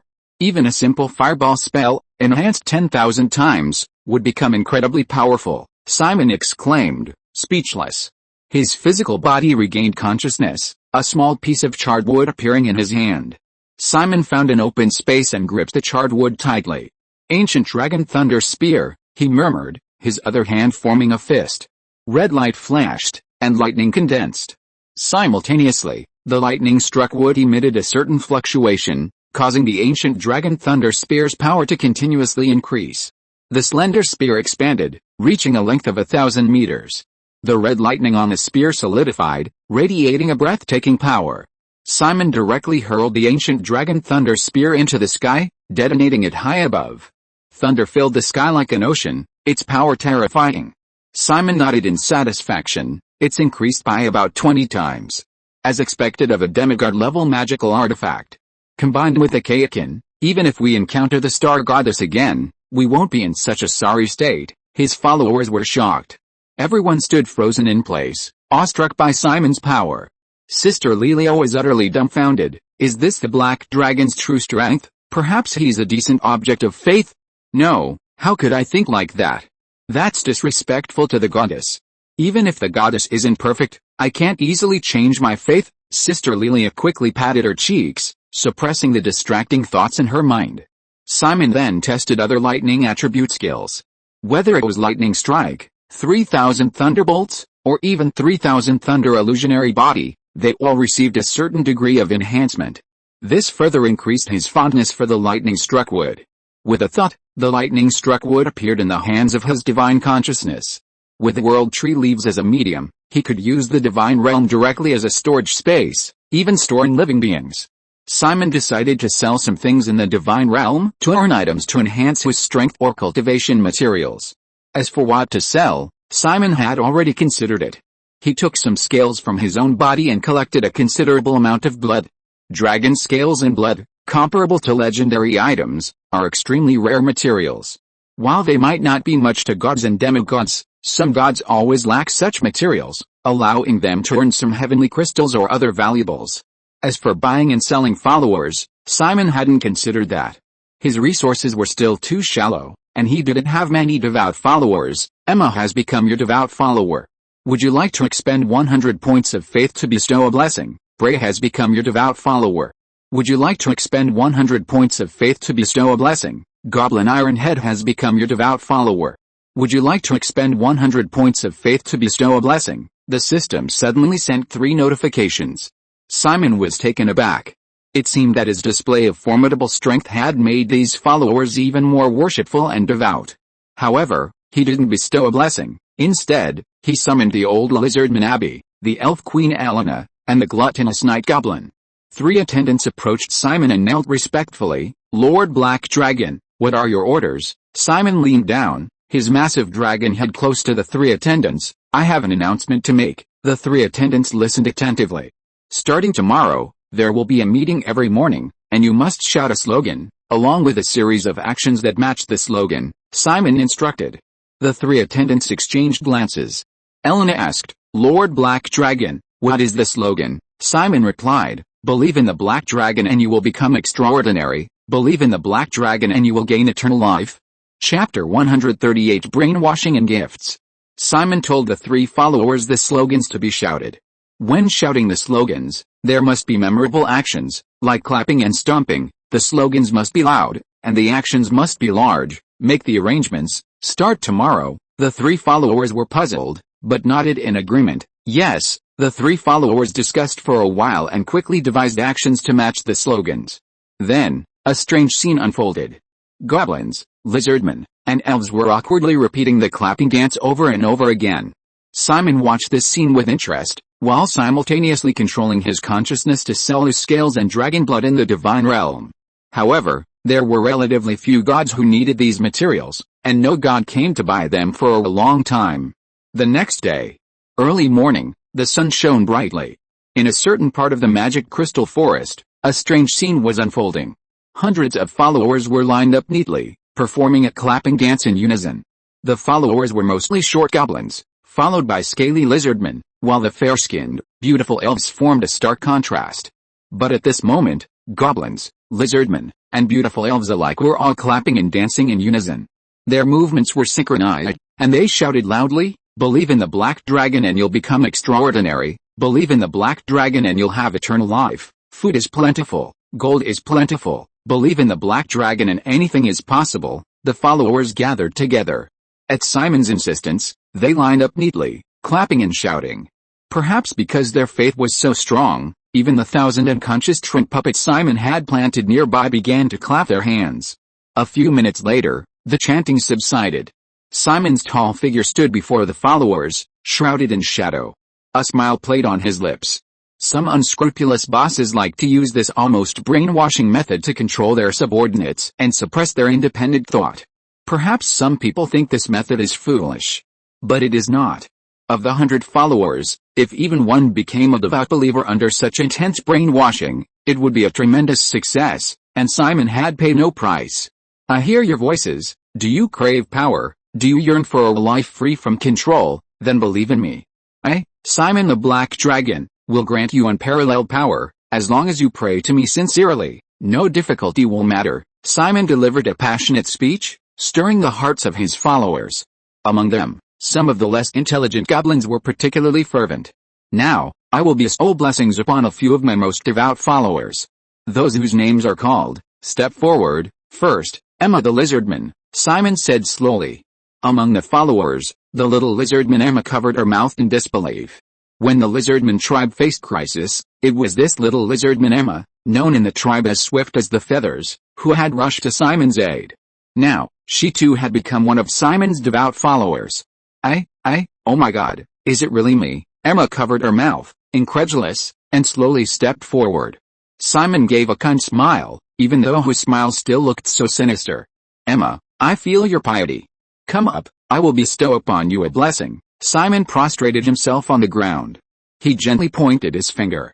100 points of faith power gathered at his fingertip, causing his dragon nails to glow with a thick golden light. Black Dragon Lord, I'm so excited, Emma stammered. Simon smiled, his finger touching Emma's body, while silently chanting in his mind, let's see if I can control the descending blessing. Since Emma is called Swift Legs, then grant her 3,000 thunderbolts. Simon kept repeating the phrase 3,000 thunderbolts in his mind. The next instant after receiving the blessing, Emma's body erupted with dazzling red lightning. Emma's aura rapidly increased, instantly transforming her from an ordinary lizardman into a superhuman warrior. However, she was not as strong as Goblin. But this was enough to excite Emma. Red lightning. I've mastered the power of red lightning. I feel my speed has increased, Emma exclaimed with joy. Then, Emma remembered Goblin's oath from yesterday. He too knelt on one knee, placed one hand on his chest, lowered his head, and swore a loyal oath. I, Emma, am willing to become the Red Lightning Knight, to eliminate all obstacles for Lord Black Dragon. Simon nodded slightly. Next is Bray, and then Goblin Ironhead. Having experienced 2 blessings, Simon had a certain understanding of them. First, blessings all evolved from one's own abilities. It's equivalent to granting believers a weakened version of their own power. Simon pointed at Bray. Bray's strength is not bad, Let's give him a powerful attack. The blessing descended. Bray's eyes flashed with lightning. He raised his right hand high, grasping at the sky. A red lightning spear appeared in his hand. Ancient dragon lightning spear. No, the aura is much weaker. At most it can only be considered a giant dragon lightning spear. Ancient dragon, giant dragon, flying dragon. There are 3 types of dragons, with the ancient dragons being the most mysterious and powerful, but that's beside the point. Bray looked at the spear in his hand with extreme excitement. He casually tossed the lightning spear into the air and knelt on one knee. Thank you for the black dragon's blessing. I, Bray, am willing to become a red lightning knight and pave the way for you, his followers exclaimed. Isn't that the move the black dragon used yesterday? I never expected the black dragon to give this move to Bray. Bray is incredibly lucky, indeed. As long as we sincerely pray to the black dragon, we will also be able to gain powerful strength. Yago has become your devout follower. Consume 100 points of faith to bestow a blessing. Mary has become your devout follower. Consume 100 points of faith to bestow a blessing. The system sent out a dense barrage of notifications.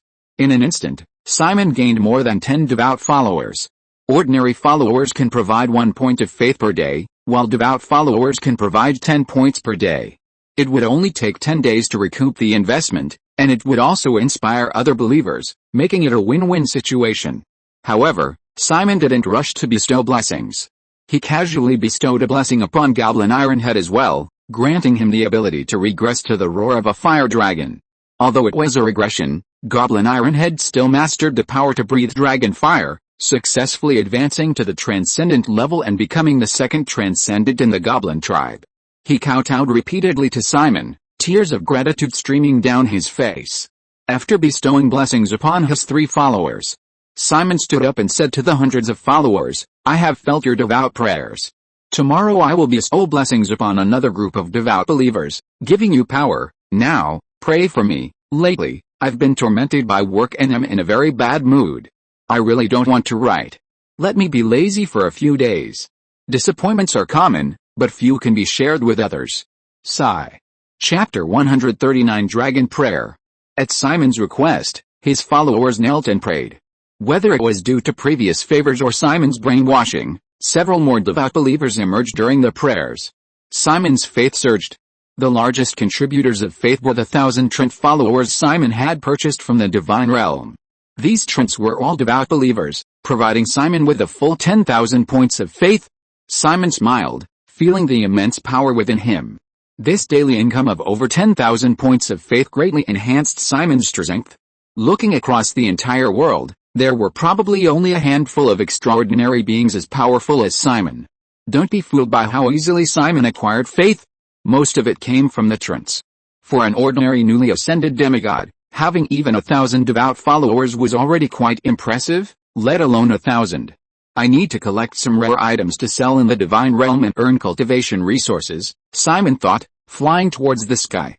Trading with the gods for such enormous rewards was hard for Simon not to be tempted.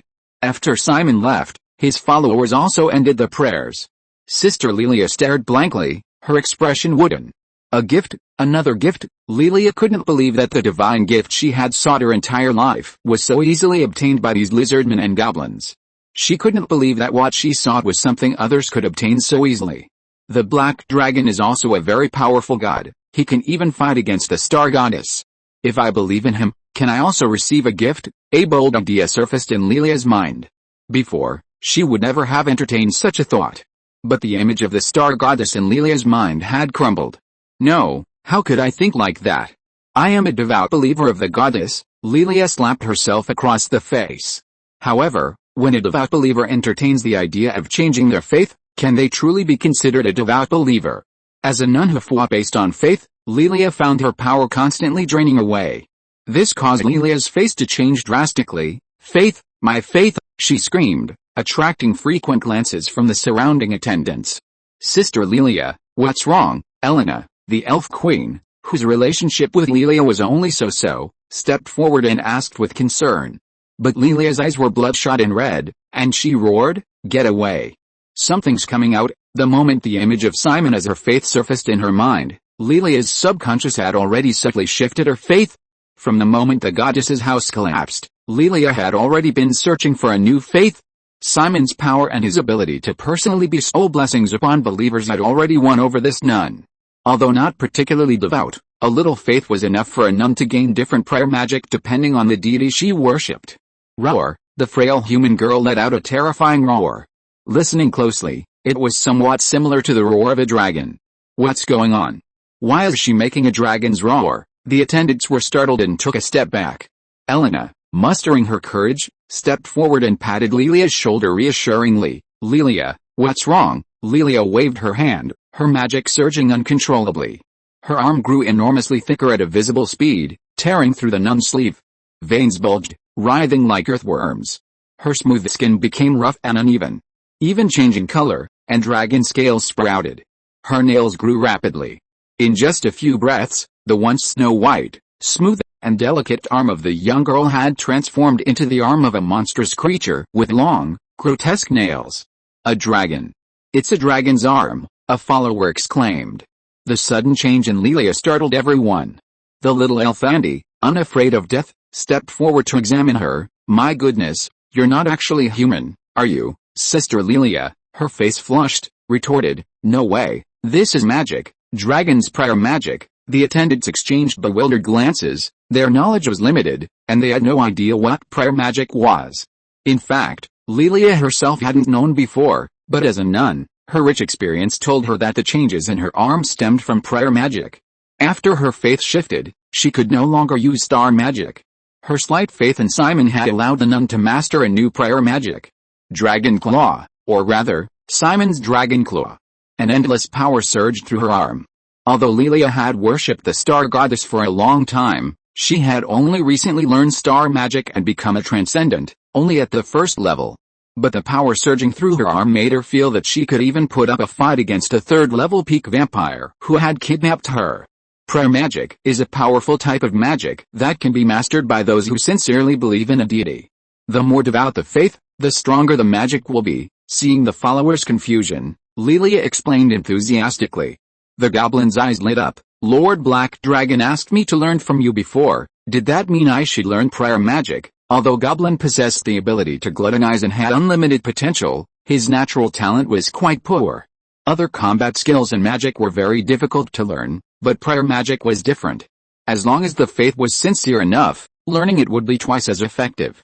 Andy noticed a key issue. So, you're now worshipping Simon, but I remember you worshipping the star goddess, weren't you? The crowd's gazes towards Lilia became full of inquiry. Lilia's cheeks flushed. I have something to do, so I'll be going now. With that, Lilia dragged her huge dragon claw and ran into the distance. Goblin followed closely behind. Teacher Lilia, wait for me. I still need to learn prayer magic. Hundreds of followers burst into laughter. However, several attendants wore serious and earnest expressions. Inside the elven tribe, some elves gathered together, whispering, the black dragon is now a god. Can we still take revenge? Old Wood, you're not going to become one of those cowards of the Return to the Dragon faction, are you? The elf called Old Wood moved his lips but couldn't speak. The elven tribe was currently divided into the Return to the Dragon faction, who genuinely submitted to Simon, and the Blood Feud faction, who still yearned for revenge. A voice suddenly rang out. The leader of the Blood Feud faction, Yuka, betrayed Lord Black Dragon and nearly died. Now, as long as one believes in Lord Black Dragon, one can gain immense power. The Goblin tribe and the Lizardman tribe are the best examples. The Blood Feud faction's farce must end. For the sake of you being my people, I'll give you one more chance. Blood Feud faction, disband. The Elven Queen, Yulina, strolled over. Amidst the astonished gazes of the other elves, Yulina smiled and explained, I am a 7th-tier extraordinary expert. Your movements could not be hidden from me, let alone Lord Black Dragon. The only reason you are still alive is because of Lord Black Dragon's mercy. Chapter 140 Little Lion, get out here now. Simon hovered in the skies above the southern continent. Finding anything that could interest the gods was incredibly difficult. After searching for most of the day, Simon returned empty-handed. When he returned to his territory, Goblin was learning prayer magic from Lilia. Besides Goblin, several followers surrounded Lilia. They clearly also wanted to learn prayer magic. Simon landed and glanced at them, immediately noticing something amiss. Hey, Sister Lilia, what happened to your hand? Simon noticed Lilia's dragon-transformed arm. He sensed a very familiar aura emanating from it. Several hours had passed since Simon left, but Lilia's arm showed no signs of healing. Black dragon, I've learned a new prayer spell. Lilia blushed and lowered her head, avoiding Simon's gaze. Just then, the little elfandy flew over nonchalantly. Hey, Simon, you might not believe it, but this follower of the star goddess has converted to you. Simon was stunned for a moment, then his eyes lit up with a mischievous grin. I see. Lilia, can your arm return to normal? Simon leaned down, his massive dragon head close to Lilia's face. Sister Lilia shook her head. No matter how I control my magic, my arm won't return. Simon said, since you can't take it back, why not release this magic? I'd like to see what kind of power you, only at the first level of the extraordinary realm, can unleash after using the prayer magic originating from me. Goblin, go, test the power of this move for me. Simon gave the order. Goblin immediately stood up. Yes, after a shout, Goblin turned his gaze to Lilia. Teacher, please attack me. Lilia hesitated. But the change in her arm was very troubling her. Trying Simon's method now might be a very good choice. Well, here I come, be careful, Lilia said, throwing a punch at Goblin. A massive dragon fist came hurtling towards him. Goblin's pupils constricted sharply. I'm not ready. Unable to react in time, Goblin could only grit his teeth and take the hit. Bang! With a loud crash, Goblin was sent flying. The punch dissipated, and Lilia's arm returned to normal, her face pale. The magic consumption was too great, but thankfully my arm is finally back. Goblin, who had been thrown back, crashed into a tree and regained his senses. Blood trickled from the corner of his mouth, clearly injured. Lord Black Dragon, that punch had at least the power of a third-tier cultivator. Simon simply nodded. Since it originates from my prayer magic, it naturally inherits the characteristics of my powerful body, full of power. This is a very good spell, you should learn it well. Next, I need to take Lilia away for a while. With that, Simon stretched out his palm, gesturing for Lilia to climb up. Lilia was puzzled, but still obediently climbed up, her little head brimming with curiosity. Black Dragon, are you taking me back to Windmill Town? The children there are still waiting for me. As a nun in the church, Lilia had taken in many homeless children. This made her a little worried. No, I'm going to take you to do something very interesting. Simon smiled. Something interesting? Take me with you, Simon, take me with you. The little elfandy was eager to try. Simon was a little speechless. This guy really loved to join in the fun. Have you planted all 10 wisdom fruits I gave you? Yes, I planted them, and I even used magic to make them grow faster. With my current strength, I should be able to get all these fruits ripe in a month, Andy said proudly. These wisdom fruits weren't particularly high grade, only around the 4th level of the extraordinary realm. The reason they could be traded by the sapling god was entirely because the wisdom fruits could temporarily enhance inspiration without any side effects. This was a very powerful effect, and a very rare fruit. Normally, it was impossible to cultivate them artificially. As the saying goes, rarity increases value, and such a rare fruit is highly sought after among demigods. This is because not all demigods are exceptionally intelligent, so they rely heavily on methods to enhance their wisdom. However, Simon possesses a flower fairy born of heaven and earth, capable of cultivating any plant. Once the wisdom fruit is successfully cultivated, Simon can use it to trade for various repair resources in the divine realm to improve his strength, and he can also use the wisdom fruit to develop his existing skills. Currently, Simon has been attempting skill development, but with little success. With a continuous supply of wisdom fruits, Simon's methods will undoubtedly become much more numerous. Alright, then come with me. Simon hopped on Andy's coattails. They then soared into the sky, freely gliding thousands of meters above the ground. 3,000 thunderbolts, 3,000 thunderbolts. With a thought, Simon transformed into a bolt of lightning, moving forward at incredible speed. After several hours, Simon arrived at Moor City once more. However, this time, a tremendous upheaval had occurred in the Moor City. Smoke billowed from the air, and strife raged below. Because Simon had previously caused chaos in the royal city, leading to the king's death and the decline of the royal family, some ambitious individuals immediately harbored rebellious intentions, forming cliques and planning to seize power and establish their own kingdoms. Simon had no interest in any of this. Hey, little lion, I'm here. Simon arrived atop the rebuilt Star Tower. He reached out and grabbed the top, but there was no sign of the star lion. This made Simon raise an eyebrow. Then he thought, how could the star lion still be staying in the star tower of the more royal city? Wasn't he waiting for him to come knocking? He must have run off to the star tower of another royal city. There are 3 human kingdoms in the southern continent. From top to bottom, they are the kingdom of Aura, the kingdom of Mur, and the kingdom of Seal, and each kingdom builds a star tower to represent a high esteem in which the star goddess is held. Thinking this, Simon then flew south. Just after Simon left, in a small house on the ground, the star lion, Cheyenne, poked his head out. That direction leads to the kingdom of Seal, right? The tower seems to house Cheyenne. I hope my good brother didn't suffer too much when he died, Cheyenne said with a gloating smile. The star lions held special importance for the star goddess, so even if a star lion died, the star goddess would resurrect them. Although they could be resurrected, the fear of death was real. Cheyenne truly didn't want to face Simon, that monstrous black dragon, again. Simon pressed on. His terrifying aura was undisguised, and no creature dared to block his path. After several more hours, Simon successfully arrived at the capital of the Kingdom of Seal. Little Lion, get out here right now. Chapter 141. Your followers are now in my shape. Little Lion, I sense your presence. Come out and greet your father. Maybe if I'm in a good mood, you won't have to die today. Simon's voice echoed above the city of Seal. Suddenly, a giant dragon exceeding 200 meters in size appeared in the sky above the city. The people of Seal were immediately thrown into panic. 2 days had passed since Simon destroyed the city of Mur.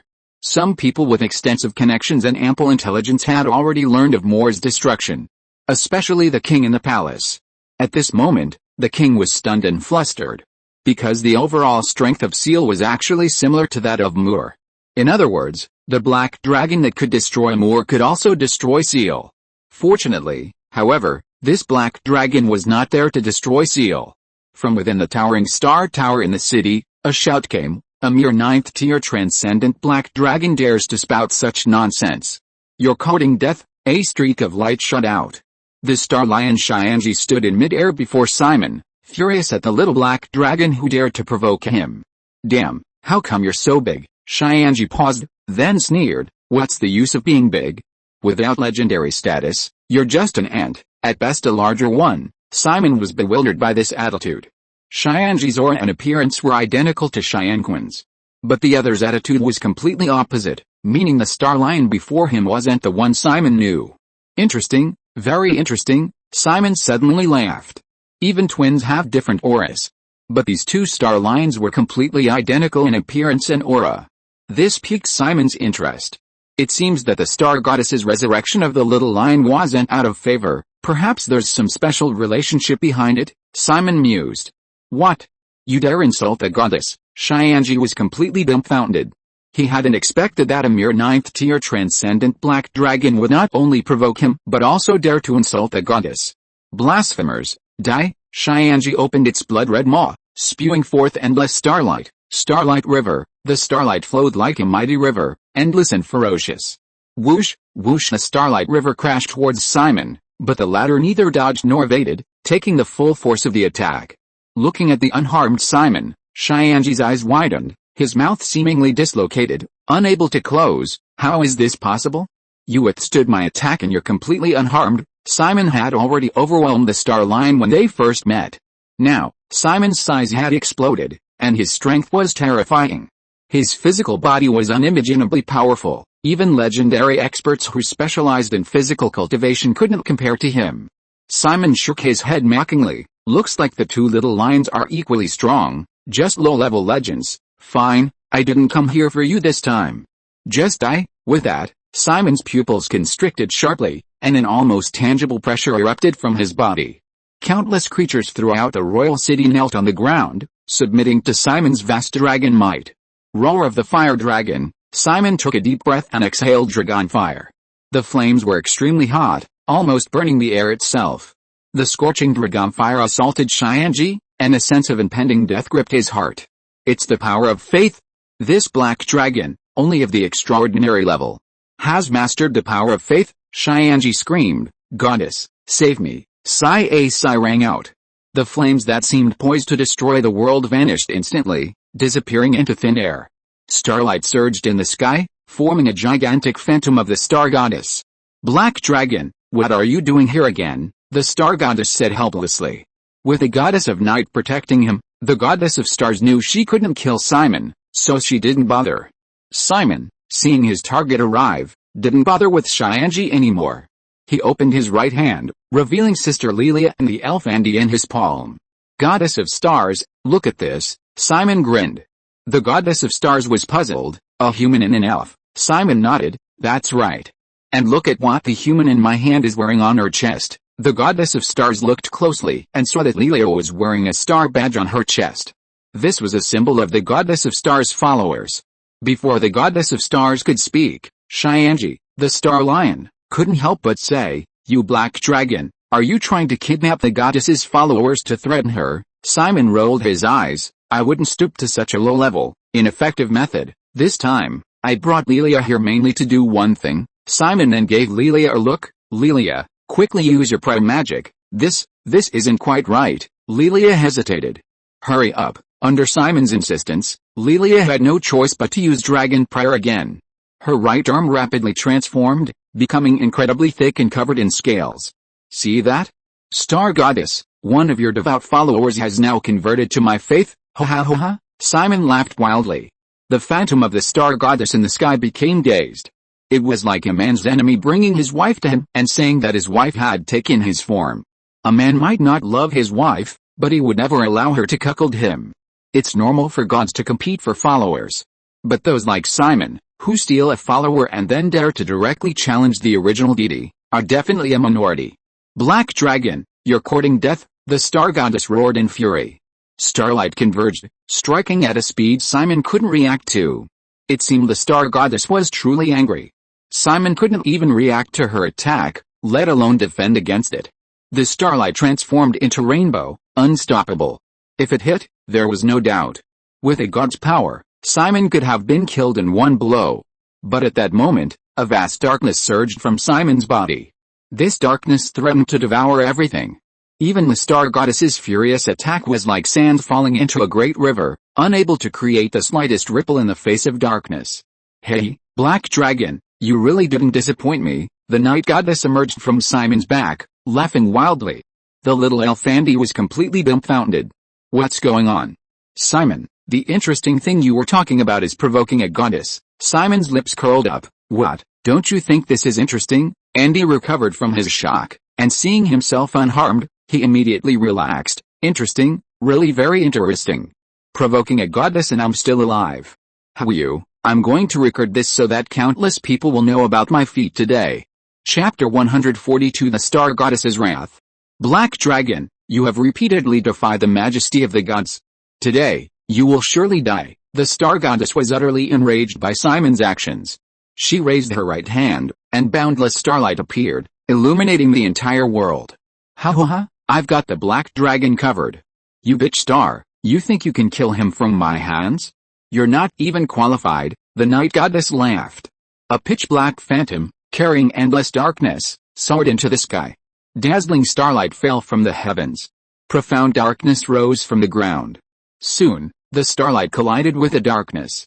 The darkness seemed capable of devouring everything. The starlight sank into it and remained motionless.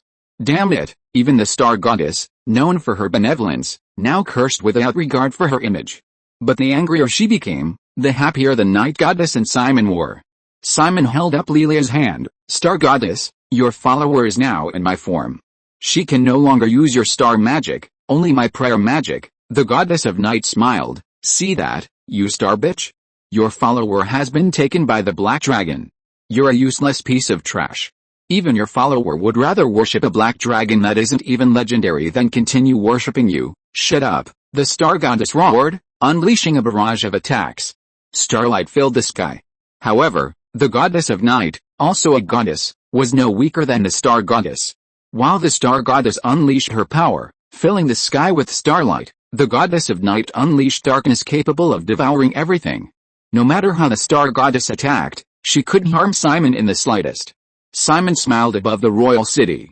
A prolonged defense is bound to fail. If the goddess of night makes a mistake and misses an attack, my life will be in danger, but before I leave, I have something to do, Simon murmured, his gaze fixed on the star lion. He closed his hands again, protecting Lelia and Andy within. Simon flapped his wings and pounced on the star lion. What are you doing? The star lion was terrified and fled in panic. Unfortunately, how could he possibly be faster than Simon? He was about to be caught in a matter of moments. No, this black dragon is not only incredibly strong and powerful, but it's also incredibly fast, yet it's not even a legendary creature. Where did this monster come from? Cold sweat dripped down the star lion's forehead. If I had known this monster was this terrifying, I would have kept quiet and stayed put. The star lion concealed his aura, suppressing it to the lowest possible level. Then he swooped down and rushed into the royal city. Unlike the gigantic Simon, the star lion was only the size of an ordinary lion. He hid in the human royal city, concealing his aura, making it difficult for Simon to detect him. Hide and seek again, huh? You all really like playing this kind of game. Unfortunately, I'm in a hurry today. Simon hovered in midair, his free left hand raised high, crimson lightning raging, and the ancient dragon lightning spear instantly materialized. Lord Black Dragon, please calm down. Lord Black Dragon, please have mercy on us. Calm down. Lord Black Dragon, you must calm down. Several voices rang out. Simon paused, turning his head to look. He found several humans calling out to him. The leader, clad in a long robe and wearing a crown, appeared to be the king of this country. Behind him were two ministers. Judging from their auras, the king was at the legendary level, while the two ministers were at the 9th level of the extraordinary realm, vaguely stepping into the legendary realm, practically half step into legendary. Their strength was quite impressive. Yet, they were extremely respectful towards Simon, a 9th level extraordinary black dragon. Clearly, they already knew who the true culprit was in destroying the Moorish capital. Furthermore, with two goddesses fighting over Simon above them, the king and ministers dared not underestimate him. What do you want? Simon asked. The king hesitated for a moment, then knelt before Simon. This scene terrified the two ministers who had followed behind, as well as the residents of the royal city who were watching. Your Majesty, please don't, a minister cried, rushing forward to help the king up. The king waved the minister away, saying, my dignity is nothing compared to the lives of my people. Countless citizens were moved by the king's words and actions. But Simon remained unmoved, merely watching with interest. Please, Lord Black Dragon, show mercy and spare the countless innocent citizens of the royal city, the king pleaded, bowing his head. The two ministers immediately knelt down as well. Seeing their king kneel, the citizens also knelt and begged for mercy. Simon remained unmoved. Why should I care about their lives? With that, Simon was about to drop the ancient dragon thunder spear. Undoubtedly, this strike would kill or injure at least 1,000 people. Lord Black Dragon, if you spare my people, I'll let you take whatever you want from the kingdom's treasury, the king promised through gritted teeth. Simon indeed stopped. But the next second, he still swung his lightning spear. Boom, thunder erupted, and the weak humans vaporized under the red lightning, without even a scream. A mere mortal kingdom's treasury, do you really think it can sway me? Besides, once I kill you, everything in the treasury is mine, Simon sneered menacingly. His gaze wasn't on the king. With a boost of 10,000 points of faith power, the ancient dragon lightning spear's power doubled, becoming terrifyingly powerful. Red lightning raged across the ground, annihilating countless lives. Buildings and structures beneath the red lightning were utterly vulnerable. When the lightning dissipated, only ruins remained below. Little lion, I found you. Simon opened his blood-red maw and swooped down. Star Lion Xianji's eyelids twitched. King Cell watched helplessly as countless people died before his eyes, his heart filled with uncontrollable rage. All soldiers of the kingdom of Cell, heed my command. Slay the black dragon. The entire kingdom was on high alert the moment Simon appeared above the capital. Now, with the king's order, thousands of soldiers launched a simultaneous attack on Simon. Excellent. King Cell, you're truly my savior, Xianji beamed with joy. Without hesitation, he transformed into a streak of light and fled into the distance. Trying to escape, Simon scoffed, ignoring the human soldiers' attacks. With his current physique, even if he stood there and endured their attacks for half a day, they would only manage to knock off a few scales. 3,000 thunderbolts. 3,000 thunderbolts, Simon transformed into a streak of red lightning, swiftly giving chase. Xianji cursed, "A bunch of useless trash. You couldn't even hold them off for a second, Black Dragon. If you kill me, the goddess will not forgive you." If you are listening to this novel on a channel other than Fanfic World, it means it was downloaded and re-uploaded without effort.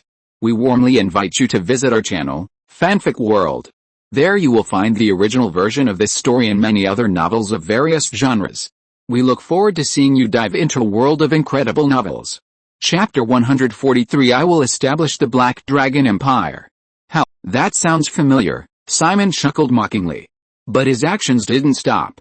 He transformed into lightning, swiftly closing in, and with a swift movement of his left hand, he grabbed Xianji. "The last guy who said that to me is already hiding."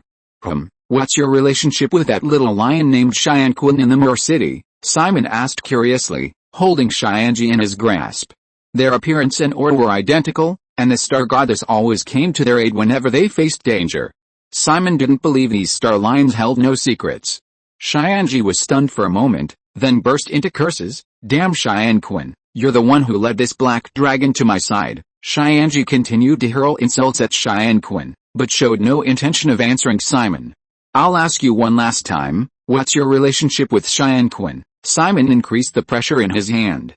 Xianji's expression twisted, his body feeling as if it were about to burst. "Black Dragon, a mere transcendent dares to provoke a god. You'll die a horrible death sooner or later." Xianji still refused to answer. "Since you don't want to talk, then go inside me," Simon said, tossing the star lion Xianji into his mouth. Devoured, a legendary star lion, size +10.78 meters. The thrill of increased size and strength captivated Simon. As strength increases, even legendary creatures offer less and less size growth, Simon remarked. Boom boom boom, explosions suddenly rang out. Looking down, he saw human soldiers attacking him. When Simon chose to harm innocent humans to capture Xianji, it meant he was making an enemy of the kingdom of Cell. As the ruler of a nation, King Cell could not stand idly by while his people perished at the hands of the Black Dragon. Simon scoffed. "Extraordinary attacks are too weak, but since you dare to attack me, be prepared to bear the wrath of the Black Dragon. I'm in a hurry today, so I'll mercifully let you linger a little longer. I will lead my followers to destroy the kingdom of Seal." Simon uttered these harsh words, flapping his broad dragon wings and disappearing into the horizon. The battle between the two goddesses in the sky gradually subsided. The miracle vanished, and all returned to calm. Within the royal city of Seal, panic gripped the people. The Black Dragon's power was undeniable. Even the city's battle-hardened elite army couldn't harm a single hair on its head. "What do we do? The Black Dragon says it will destroy the kingdom of Seal. Run. Run. The powerful Black Dragon has declared its intention to annihilate the kingdom. The army is useless. Staying in the city is tantamount to waiting for death. Even the goddesses can't kill this Black Dragon. Heavens, who can stop it?" The entire city's inhabitants were plunged into panic. As the instigator of all this, Simon was currently soaring high in the sky. "The kingdom of Seal's provocation has angered you. Please lead your followers to destroy the kingdom of Seal within 5 months. Quest reward, +1 lottery draw." Simon was somewhat surprised. He hadn't expected this to trigger a system quest. This made Simon hesitate whether to turn back and destroy the kingdom of Seal directly. But then he thought better of it. The star goddess was still eyeing him covetously. His repeated provocations had long since aroused the star goddess's resentment, and she wished she could devour him alive. Turning back now would be like a lamb entering a tiger's den. A path to certain death. Simon opened his palm and flew slowly. A cold wind rushed towards them, and Lilia and Andy shivered from the cold. Seeing this, Simon bent his fingers to block the wind. "Lilia, do you like my prayer magic? Would you like me to fill your body with prayer magic?" Simon's eyes crinkled, revealing a wicked smile. Lilia's cheeks flushed, and she lowered her head. "Ha ha ha, Simon, you're so mean." Andy laughed loudly. Simon flew onward. He left the border of the kingdom of Seal and arrived at the capital city of Mole. After several days of brewing events, the capital city had fallen, the king had died, and some ambitious individuals were already eager to make their move. Not only that, but even the neighboring kingdoms of Aura and Seal had begun to aggressively annex the territory of the kingdom of Mole. The entire kingdom of Mole was engulfed in constant conflict and war due to the death of its leader. Simon had a plan in mind, but he didn't rush into action. He returned to his territory and released Lilia and Andy. That night, in a forest in the kingdom of Aura in the northern part of the southern continent, a pure white dragon was resting. The white dragon was enormous, its body relatively slender for a dragon, but it possessed wings even larger than its body. Compared to dragons with 4 limbs, the dragon's arms were entirely composed of wings, making it look like a giant dragon-like bird. With such enormous wings, every dragon was a natural flying king, possessing absolute speed. A pure white dragon, dancing in the moonlight. Her name was Adura. A dragon possessing legendary power and immense strength. Adura, a mysterious voice echoed from the surroundings. Adura, who had been fast asleep, slowly opened her eyes. She stood up respectfully and bowed her head. Goddess, what brings you here? The phantom of the star goddess appeared. In the southern city of Moor, near a city called Lin, in the magic crystal forest, lives a black dragon. Go and kill him. Yes, sir. Adura nodded and slowly rose. Her broad dragon wings spread. With a powerful push from her strong legs, she flapped her wings, and the pure white dragon soared into the sky. Simon was still unaware of Adura's situation. The next day, Simon was still holding a morning meeting with his followers. At Simon's insistence, the followers once again chanted the slogan of faith in the black dragon. And, as before, Simon selected several followers to bestow blessings. With Simon's blessing, these followers transformed from ordinary beings into extraordinary beings, while those already extraordinary experienced a significant increase in strength. This led even more followers to become devout believers. This virtuous cycle continued, and Simon's number of devout believers only grew. Moreover, after the morning meeting, the followers offered a unified prayer. Although the Tree Man followers lacked consciousness, they were also influenced by the followers' prayers and began offering their faith. Today, over 10,000 more faith points were received, further enhancing Simon's strength. The morning meeting ended. The followers withdrew from their prayers. However, Simon did not dismiss them. Abby, Goblin, Elena, the 3 of you come with me. The 3 followers stepped forward. Simon thought for a moment. Lilia, you come here too? Sister Lilia stepped forward. Black Dragon. Master, what brings you here? Simon smiled and slowly said. I need you to be the medium through which I communicate with humans. I want to establish the Black Dragon Empire. Chapter 144 is now available. Finally, I can go live and get my full attendance bonus. I apologize for only updating once a day these past few days due to work. I'll make up for it with more chapters later. I've also seen many readers urging me to update, and many readers on QQ Reading are casting numerous recommendation votes every day. I'm truly touched. The current outline for this book is 3 volumes. I'm guessing everyone can guess the content of the first volume. Simon is going to become a god. I've written about 2/3 of it so far, and based on the progress, it should take about 200 chapters to finish the first volume. 1 volume, 200 chapters, so 3 volumes would be 600 chapters. I'm such a math genius. I can definitely write 1,000,000 words, don't worry about it being abandoned. After all, this is a side job, a hobby, so readers, please use your little coins to keep the author busy. Oh, and I've also created a book club group. Feel free to join and urge me to update. 910,126,212. Chapter 145 Black Dragon City. Hiss! Everyone gasped. Hearing Simon's bold words, everyone was shocked. This world was still dominated by humans, with countless humans establishing kingdoms and becoming one of the most powerful races in the world. Other races had attempted to establish kingdoms, but all had perished for various reasons. In the end, only human kingdoms could endure. Now, none of the followers had imagined that the black dragon they followed, the dragon god they worshipped, would actually establish an empire. Then, let's begin. Simon turned around and slowly walked towards the nearest city, Lin. With each step he took, the earth trembled 3 times. The ground sank deeply, leaving a huge footprint. Simon was enormous, each stride covering tens of meters. Fortunately, these followers were all extraordinary beings. Keeping up with Simon's pace was somewhat strenuous, but not difficult. Thump, thump, thump. The earth shook violently as Simon arrived at Lin City. The tall and seemingly indestructible city walls appeared laughable before Simon, like child's blocks. The black dragon is back. The guard's pupils constricted sharply, and he immediately sounded the alarm. News of the royal city's fall had spread, and some rebels had emerged within Lin City, but these were quickly suppressed. However, this had plunged the residents into panic. The fall of the royal city had fueled the rise of ambitious individuals. This meant war was imminent. In any war, it is always the ordinary people at the bottom who suffer the most. None of these ordinary people wanted war to break out. The alarm blared throughout Lin City. Residents quickly took cover. Unexpectedly, Simon simply stood outside the city walls without moving. Lin City's army rapidly assembled. Unfortunately, Simon had already decimated Lin City's army.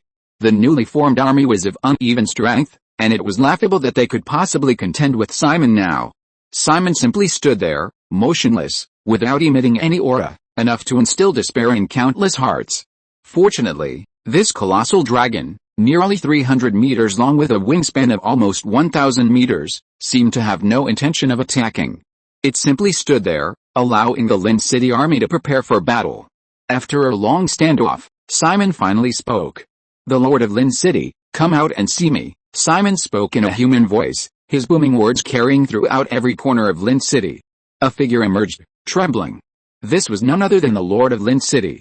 However, the Lord of Lin City now had graying temples and thinning hair in the middle, indicating he had been under considerable pressure recently. "Lord Black Dragon, may I ask what brings you to Lin City again?" "Whatever you need, Lin City will gladly offer it to you." The Lord of Lin City, once a spirited middle-aged man, could only now offer Simon a fawning smile. He knew perfectly well that the 10-meter-long dragon of the past and this colossal black dragon of the present were all one dragon. Simon glanced at the army of Lin City. "Is this all the army Lin City has now?" The army commanders looked grim but dared not refute, fearing they would be slapped to death by this terrifying black dragon. The Lord of Lin City could only respond with an awkward laugh. Simon continued, "You should all be aware of the destruction of the royal city. The Mer Kingdom has repeatedly provoked me.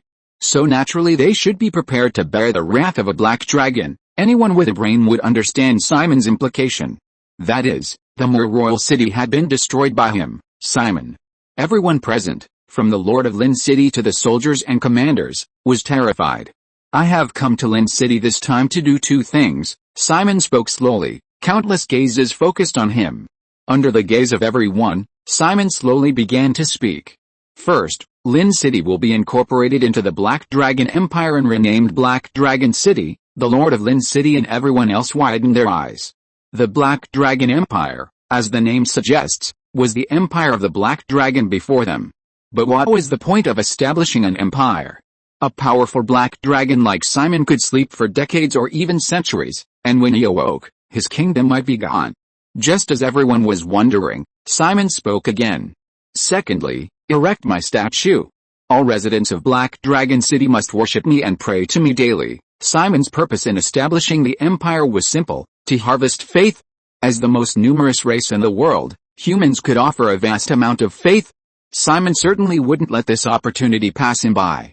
The star goddess controlled the faith of the three major empires of the southern continent. Simon, having touched her territory, should have been doomed, but the night goddess protected her. Simon didn't need to fear the star goddess, he could freely plunder her followers. "Of course, there's absolutely no harm in worshipping me," Simon said, turning his head. "Lilia, come out." Several attendants stepped forward from behind Simon. The frail Lilia walked before the army. Thousands upon thousands of soldiers gathered together, and even under the pressure of Simon's aura, they still looked incredibly fierce. A frail nun, facing the army, trembled uncontrollably, her heart pounding with fear. "Lilia, use my dragon prayer," Simon commanded. Lilia could only obey. She closed her eyes, composed herself, and murmured, "Star Goddess, I'm sorry, please forgive my betrayal." Her magic surged, but the image she prayed to wasn't the benevolent Star Goddess, but a majestic, towering black dragon. Though she spoke of the Star Goddess, both her magic and her body responded to the dragon. Her arm changed. In just a few breaths, her fair, delicate arm transformed into a strong, powerful dragon's hand. It's turned into a dragon," Lord Lin exclaimed in surprise, as did the other soldiers. Simon said, "As long as you believe in me, you can wield the powerful dragon prayer. Lilia, show them." At Simon's command, Lilia punched the solid city wall. A crater was punched into the thick wall. Everyone was horrified by this sight. This woman must only be at the first rank, yet she can unleash such terrifying power. No wonder she's the arm of a dragon. If I learned such magic, could I challenge the general? Powerful magic is coveted by countless people. And most importantly, prayer magic doesn't require talent like other magic, all it takes is sufficient faith. Simon smiled upon seeing the soldier's wavering expressions and immediately unleashed his trump card. Now that the kingdom of Moor has fallen and is ravaged by war, the small city of Lin will be safe under my protection. The Lord of Lin City no longer hesitated and immediately knelt. Lord of Black Dragon City greets His Majesty the King. At this moment, the Black Dragon Empire was officially established. Chapter 146 The legendary flying dragon Ajira attacks. Simon nodded in satisfaction. Those who understand the times are wise. Seeing that even the city lord had knelt, the soldiers and generals saw no need to resist and followed suit. Greetings, Your Majesty. Thousands upon thousands of humans knelt on the ground, a magnificent sight, their voices booming and echoing through the heavens. Simon nodded slightly. Rise, all of you, he continued, Abby, Goblin, and Yulina. The three of you discuss with the city lord the matters concerning residents within the city, and then arrange for your respective tribes to settle in the city. The army dispersed, and Simon's attendants entered the city to begin learning about the customs and habits of human society, as instructed by Simon. Since the tribes were to be relocated to Black Dragon City, contact with these humans was essential. Each race had different customs, so mutual understanding was necessary for perfect integration. As the attendants continued their work, Simon's gaze was fixed intently on a white-haired woman in the crowd. My legendary lady, how long do you intend to watch? Your aura is somewhat familiar. Is it a flying dragon or a giant dragon? The white-haired woman stepped forward, looking up at Simon. Her eyes widened in astonishment, her expression one of adoration. What a magnificent black dragon! Your horns, your scales, your tail, how captivating! Simon looked bewildered. What are you trying to say? The white-haired woman showed a regretful expression. What a majestic black dragon! It's a pity you're going to die today. Simon's eyes narrowed. Arrogance!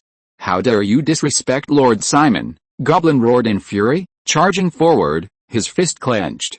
Black scales sprouted from his fist, his nails grew long and sharp, and his arm swelled.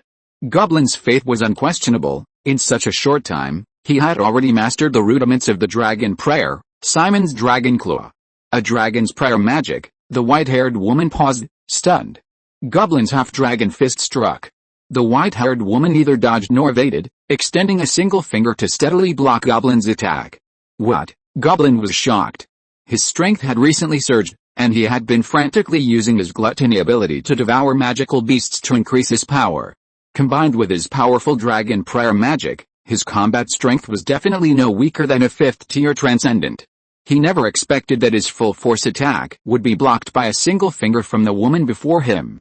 Impossible, Goblin shouted, his left hand also transforming into a half-dragon fist. His fist swung swiftly like the wind, unleashing countless fist shadows. Too slow, the white-haired woman yawned with one hand, using her other hand to block with her fingers. Even with Goblin exerting all his strength, he still couldn't break through the white-haired woman's finger defense. Just then, the white-haired woman's free arm reached back and grabbed the dagger tightly. Star magic is magic opened by the goddess herself. Using such magic in front of me is laughable. The figure of the elf queen Yulina appeared out of thin air. Her face was ashen, the dagger in her hand was gripped by the white-haired woman, as if stuck in steel, impossible to pull out no matter how hard she tried. This is the power of a legend, truly terrifying. Goblin, we're no match for you, retreat. Yulina dropped the dagger without hesitation and turned to flee. Goblin had no choice but to flee as well. The white-haired woman's cherry-like lips opened. The surrounding air suddenly dropped. Light snow began to fall. The light snow quickly turned into heavy snow. Snowflakes drifted down, and in an instant, a blizzard swept through Black Dragon City. Simon now recognized the other's identity. Moonlight Ice Dance, the legendary dragon Ajira. Simon's gaze turned cold, greed rising in his heart. He was only a hair's breadth away from breaking through to legend, while Ajira was already famous throughout the southern continent, a renowned legendary powerhouse. Devouring it would surely allow him to successfully advance to legend. Gluttonous Black Dragon, the powerful black dragon wielding crimson lightning, I admire you, but unfortunately, today is your death day. The white-haired woman's figure vanished. Amidst a blizzard, a dragon over 30 meters long loomed in and out of sight. Black Dragon City has only just been established, my plans haven't even begun. I can't fight here, Simon thought, spreading his broad wings as if preparing to soar into the sky. To Yura, this appeared as Simon being afraid and preparing to flee. After all, his opponent was only at the 9th level of the transcendent realm. Frosty ice spikes, Yura roared, his dragon wings flapping, the surrounding air condensing into several sharp ice spikes. The ice spike struck. Simon, with his massive size, couldn't dodge easily and was hit by the ice spikes. Even Simon's hardened body was breached by the ice spikes, piercing his body. The ice spread, as if trying to freeze Simon. With just one strike, Simon felt the strength of this legendary dragon, whose fame still lingered. In the past, Yura's strength was definitely that of a legendary predecessor. Simon wouldn't have been a match for him. As expected of the legendary dragon Yura, you are indeed powerful, known as the Moonlight Ice Dancer. If you had arrived 2 days earlier, I might not have been your match. But Alice, you are too late, Simon grinned, revealing 2 rows of sharp teeth. His faith power surged, his aura rising wildly, and a faint divine aura appeared around him. Yura frowned, bewildered. What's going on? Why does he possess divinity? Before Yura could react, Simon made his move. Lightning strike. With over 20,000 units of faith power amplified, the effect of lightning strike was doubled. Crimson lightning flashed, and his muscles swelled several sizes, making Simon even more visually striking. It's not over yet. 3,000 thunderclaps, 3,000 thunders, Simon roared, transforming into a streak of red lightning as he rushed towards Yura. Before Yura could react, Simon grabbed his neck and dragged him away. Under Simon's terrifying outburst, in just a few breaths, he dragged Yura thousands of meters away. A deep trail was left in the ground. Yura was completely dumbfounded. Wow, such speed! It wasn't until Simon had dragged it tens of thousands of meters away that Yura reacted. Ice crystal dance. Yura's body erupted with icy energy, forcing Simon back. Its figure gradually soared into the sky, snowflakes falling, the pure white dragon slowly rotating and rising, a beautiful sight. Countless snowflakes fell on Yura's body, condensing into an indestructible ice crystal armor. 3,000 thunder illusion body, seeing Yura condensing the ice crystal armor. Simon couldn't just stand there and wait for it to take shape. With a thud, lightning surged around him, transforming into 2 clones. These 2 clones lacked the power of faith, and their aura was much weaker than the original. The 3 Simons looked up at Yura, the white dragon dancing gracefully in the sky. Since it's ice, then let's use fire, roar of the fire dragon, dragon blast. The 3 Simons inhaled simultaneously and exhaled a fiery breath with explosive power. Chapter 147 Black Dragon, I think I've fallen in love with you. 3 dragons united. Blazing flames roared. High in the sky, a pristine white dragon danced gracefully. Snowflakes fell, highlighting the dragon's elegant form. Ice crystal dance, Yura shouted again. A blizzard descended, condensing into ice crystal armor on its body, making the dragon appear like a work of art sculpted from ice. Scorching flames attacked, but failed to penetrate the ice armor's defense. Sudden freeze, Yura unleashed another technique. Magic erupted, instantly lowering the surrounding temperature to a terrifying level. Even the flames imbued with the dragon's explosive power were frozen solid at this temperature. Ice spread along the flames, and Simon, still in his breathing state, narrowed his eyes sharply, but it was too late to dodge. Ice began to spread from the dragon's head. Simon's body gradually stiffened, and finally, he was frozen into an ice sculpture. Nothing special, Yura said with disdain. The ice crystal armor had solidified, and Yura's aura was stronger than ever before, at least equivalent to 10 monkey apostles possessed by the blood god. Looking at the 3-headed black dragon frozen into a sculpture, Yura shook her head and prepared to leave. But the next second, red light appeared within the ice sculpture. Crack! Crack! Crack! Crack! Crack! Crack! Cracks appeared continuously on the ice sculpture, eventually shattering completely. Simon, at this moment, had activated the double Kaioken, his aura surging, his strength doubling. Not only that, with a blessing of faith, the effect of the Kaioken was further enhanced. Simon's muscles bulged, looking imposing. Simon glanced at the 2 ice sculptures beside him. The next second, red light also emerged from within the ice sculptures, breaking through the ice. As expected of Moonlight Ice Dance Adira, she actually forced me to activate the Kaioken. Truly a rare opponent, Simon's eyes grew increasingly greedy. You two, attack, Simon commanded, and the auras of the two clones surged wildly. Quadruple Kaioken. 8x Kaioken. 12x Kaioken. Adira in the sky stared in disbelief. What's going on?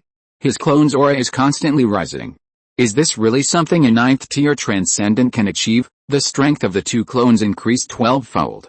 Their muscles swelled, making their bodies appear several sizes larger. Due to the excessive increase, the clones' bodies couldn't withstand it, and scales fell off, turning into lightning and dissipating. Smash that guy down, Simon waved his hand. The two giant dragons flapped their wings and soared into the sky, instantly arriving beside Adira. Before Adira could react, Simon's clone's fist had already struck. Simon now possessed a colossal physique approaching 300 meters, while Adira was only about 30 meters tall.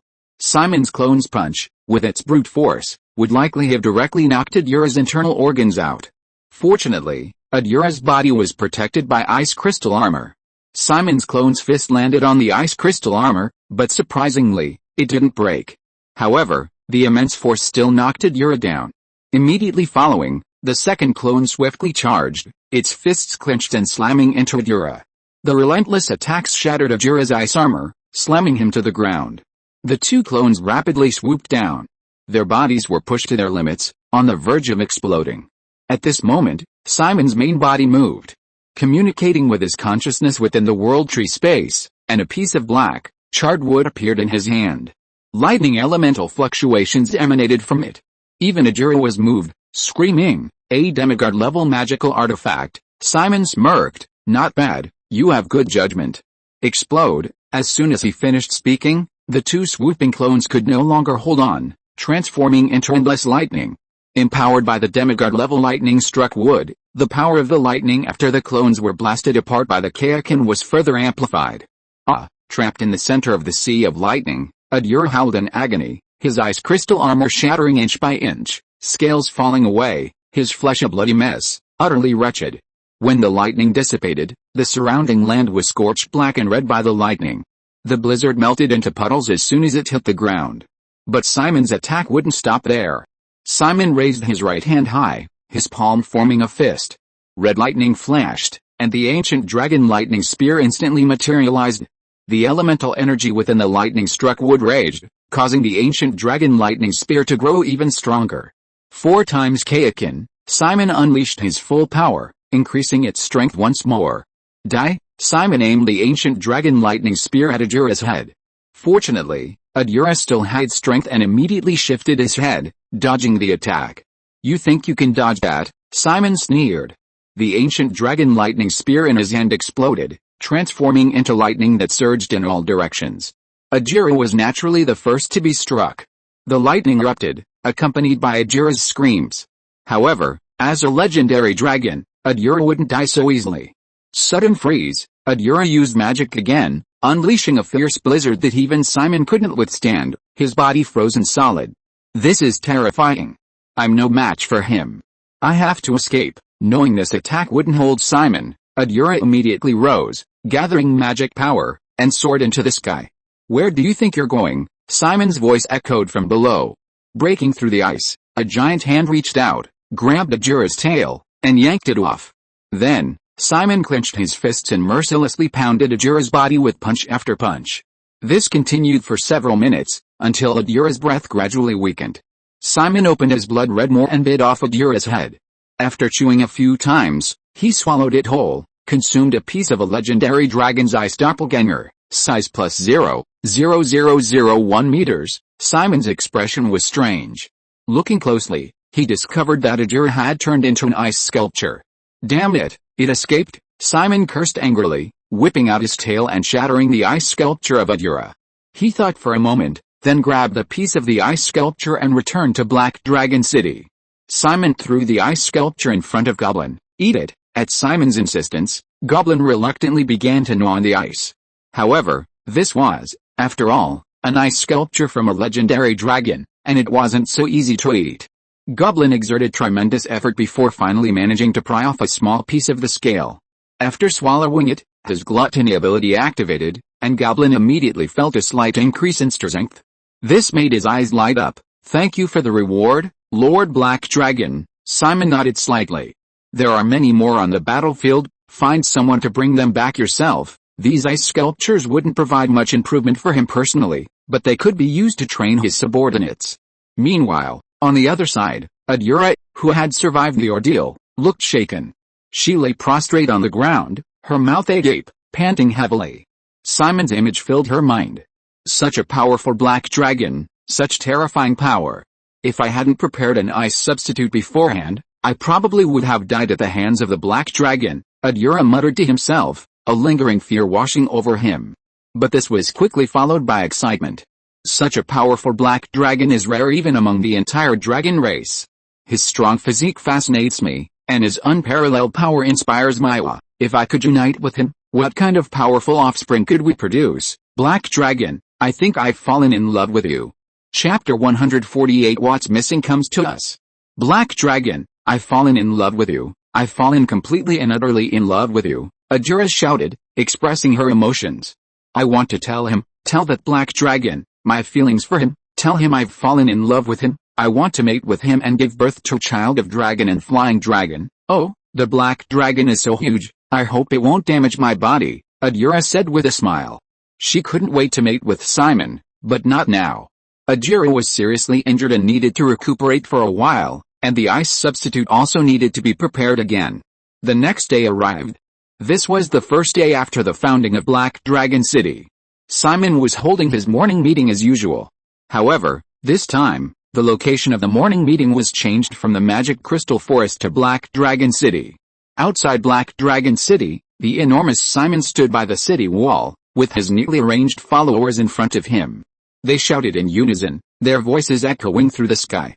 Believe in the Black Dragon and become extraordinary. Believe in the Black Dragon and gain eternal life. No worries about food. I have gold coins. Believe in the Black Dragon and anything is possible. The slogans were shouted again and again, attracting many curious residents of Black Dragon City to gather on the city walls to watch. Simon nodded, and as before, selected a group of devout believers to bestow blessings. I feel your piety. Now, those whose names are called, step forward, and I will bestow blessings upon you, Goblin, Abby, Yulina. Because of the accumulation of the past 2 days, the devout believers witnessed Simon truly bestowing blessings, and many followers successfully mastered powerful abilities, becoming extraordinary. This made the followers even more devout, and many devout believers were born. These followers were mainly goblins with not very high intelligence. Considering the system mission of leading the followers to destroy the kingdom of Seal, Simon mostly chose gluttony when bestowing blessings. The ability of gluttony can quickly make these followers stronger, and through battle, they become stronger with each battle. Simon summoned 10 devout believers in one go, 3 lizardmen, 2 elves, and the rest goblins. The blessings continued. The humans watching from the city walls stared wide-eyed. What's going on? I saw that goblin get touched by the black dragon's finger and become a superhuman, the lizardmen too, and the elves. The elves have become even stronger, the humans buzzed with discussion. Simon's lips curled into a smile. He had deliberately let the humans watch. Humans were insatiable creatures, as long as they could gain something, what did it matter if they worshipped a black dragon? The blessings are over. Tomorrow I will select several more devout believers and grant them power, whoever you are, as long as your faith is sincere enough, whether you are human or any other creature, as long as you sincerely pray to me, I will bestow blessings upon you. Now, pray to me. At Simon's command, the believers knelt, clasped their hands, and prayed devoutly. Simon rose comfortably and opened his arms. Although the Trents were unconscious, Simon had still transferred them to Black Dragon City.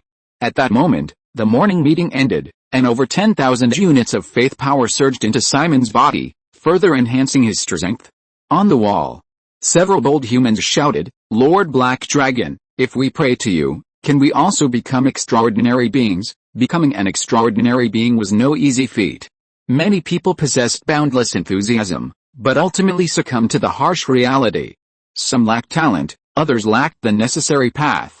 But now, they discovered that even without talent, and without any cost, it was possible to become an extraordinary being.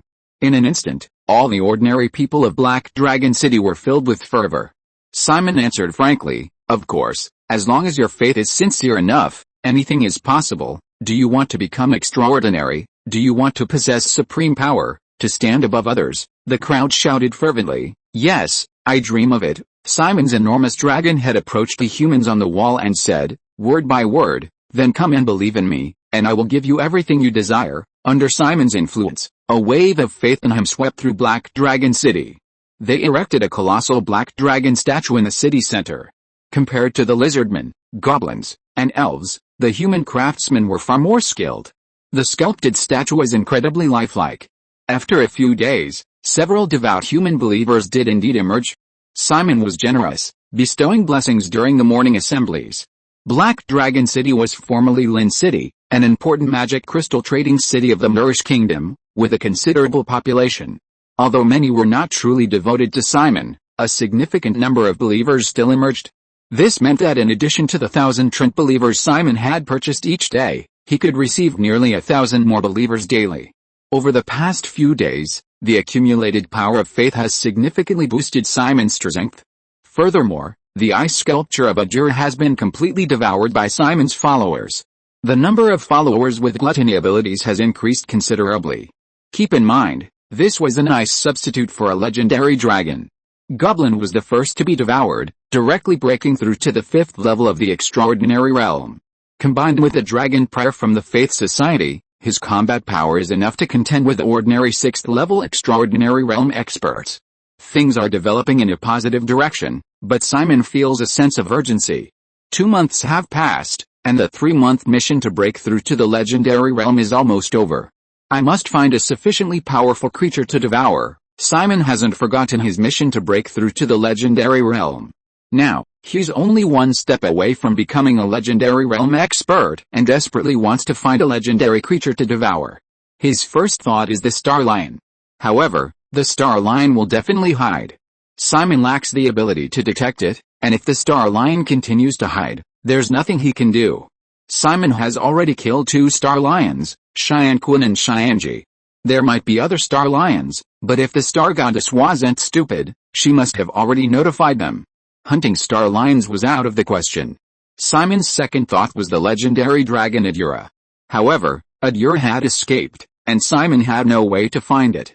Looks like I can only try my luck in the sky, hoping to encounter another invasion by the outer god's offspring, Simon muttered, preparing to act, when suddenly he sensed a familiar aura. Turning his head, he saw a white dragon rapidly approaching from the distant horizon. Simon narrowed his eyes. Just what I needed happened. Moonlight Eye stance Adura, I didn't expect you to dare come back. Are you prepared to die? Simon said, pouncing on it. Chapter 149 Ruthless Destruction of Flowers. Wait, Black Dragon, I didn't come here to fight you, Adura hurriedly said. Simon stopped what he was doing and looked at him with interest. Just a few days ago you were so confident that you would kill me, but today you're not here to fight me? Are you here to confess your love? But to his surprise, Adura's next words completely stunned Simon. Yes, I like you, I've fallen in love with you. Adura expressed his feelings for Simon openly and without any shyness. Simon was speechless, his eyes wide. Adura continued, Black Dragon, your powerful physique has captivated me. I am a legendary flying dragon, and you are an incomparably powerful extraordinary black dragon. The dragon offspring born from our union will surely have unlimited potential and will bring our dragon race fame once again. Adura spoke eloquently and tirelessly. Simon's expression was one of utter astonishment. From a dragon's perspective, Adura's scales shimmered, his body was slender, and the sharp horns on his head were incredibly alluring. Adura was not only a peerless beauty among dragons, but also exceptionally beautiful among other creatures, as evidenced by her nickname Moonlight Ice Dance. But how could Simon possibly desire a dragon? However, Simon didn't directly refuse. His eyes darted around, and he decided to play along. This is truly unexpected. Since you like me, let's unite, Simon said, narrowing his eyes. Dragons, though intelligent, are no different from wild beasts when it comes to mating. As long as they're attracted to each other, they can do it anytime, anywhere. Hearing Simon's words, Adura was overjoyed. I didn't expect you to agree. This is wonderful. Let's unite immediately. I can't wait. Saying this, Adura turned around, raising her tail and exposing her private parts to Simon. She turned her head, looking at Simon with seductive eyes, appearing eager. Simon grinned maliciously and slowly approached. Just as he was close, he suddenly lunged, biting Ajura's slender neck. Ajura's eyes widened, her expression blank. Fool, die! Simon bit off Ajura's neck in one swift motion. Ajura never expected Simon to refuse to unite with her. Among dragons, whether flying dragons or giant dragons, Ajura was not only outstanding in appearance but also incredibly powerful. She was the dream lover of countless flying dragons and giant dragons. But Simon had so cruelly destroyed her, biting off her neck.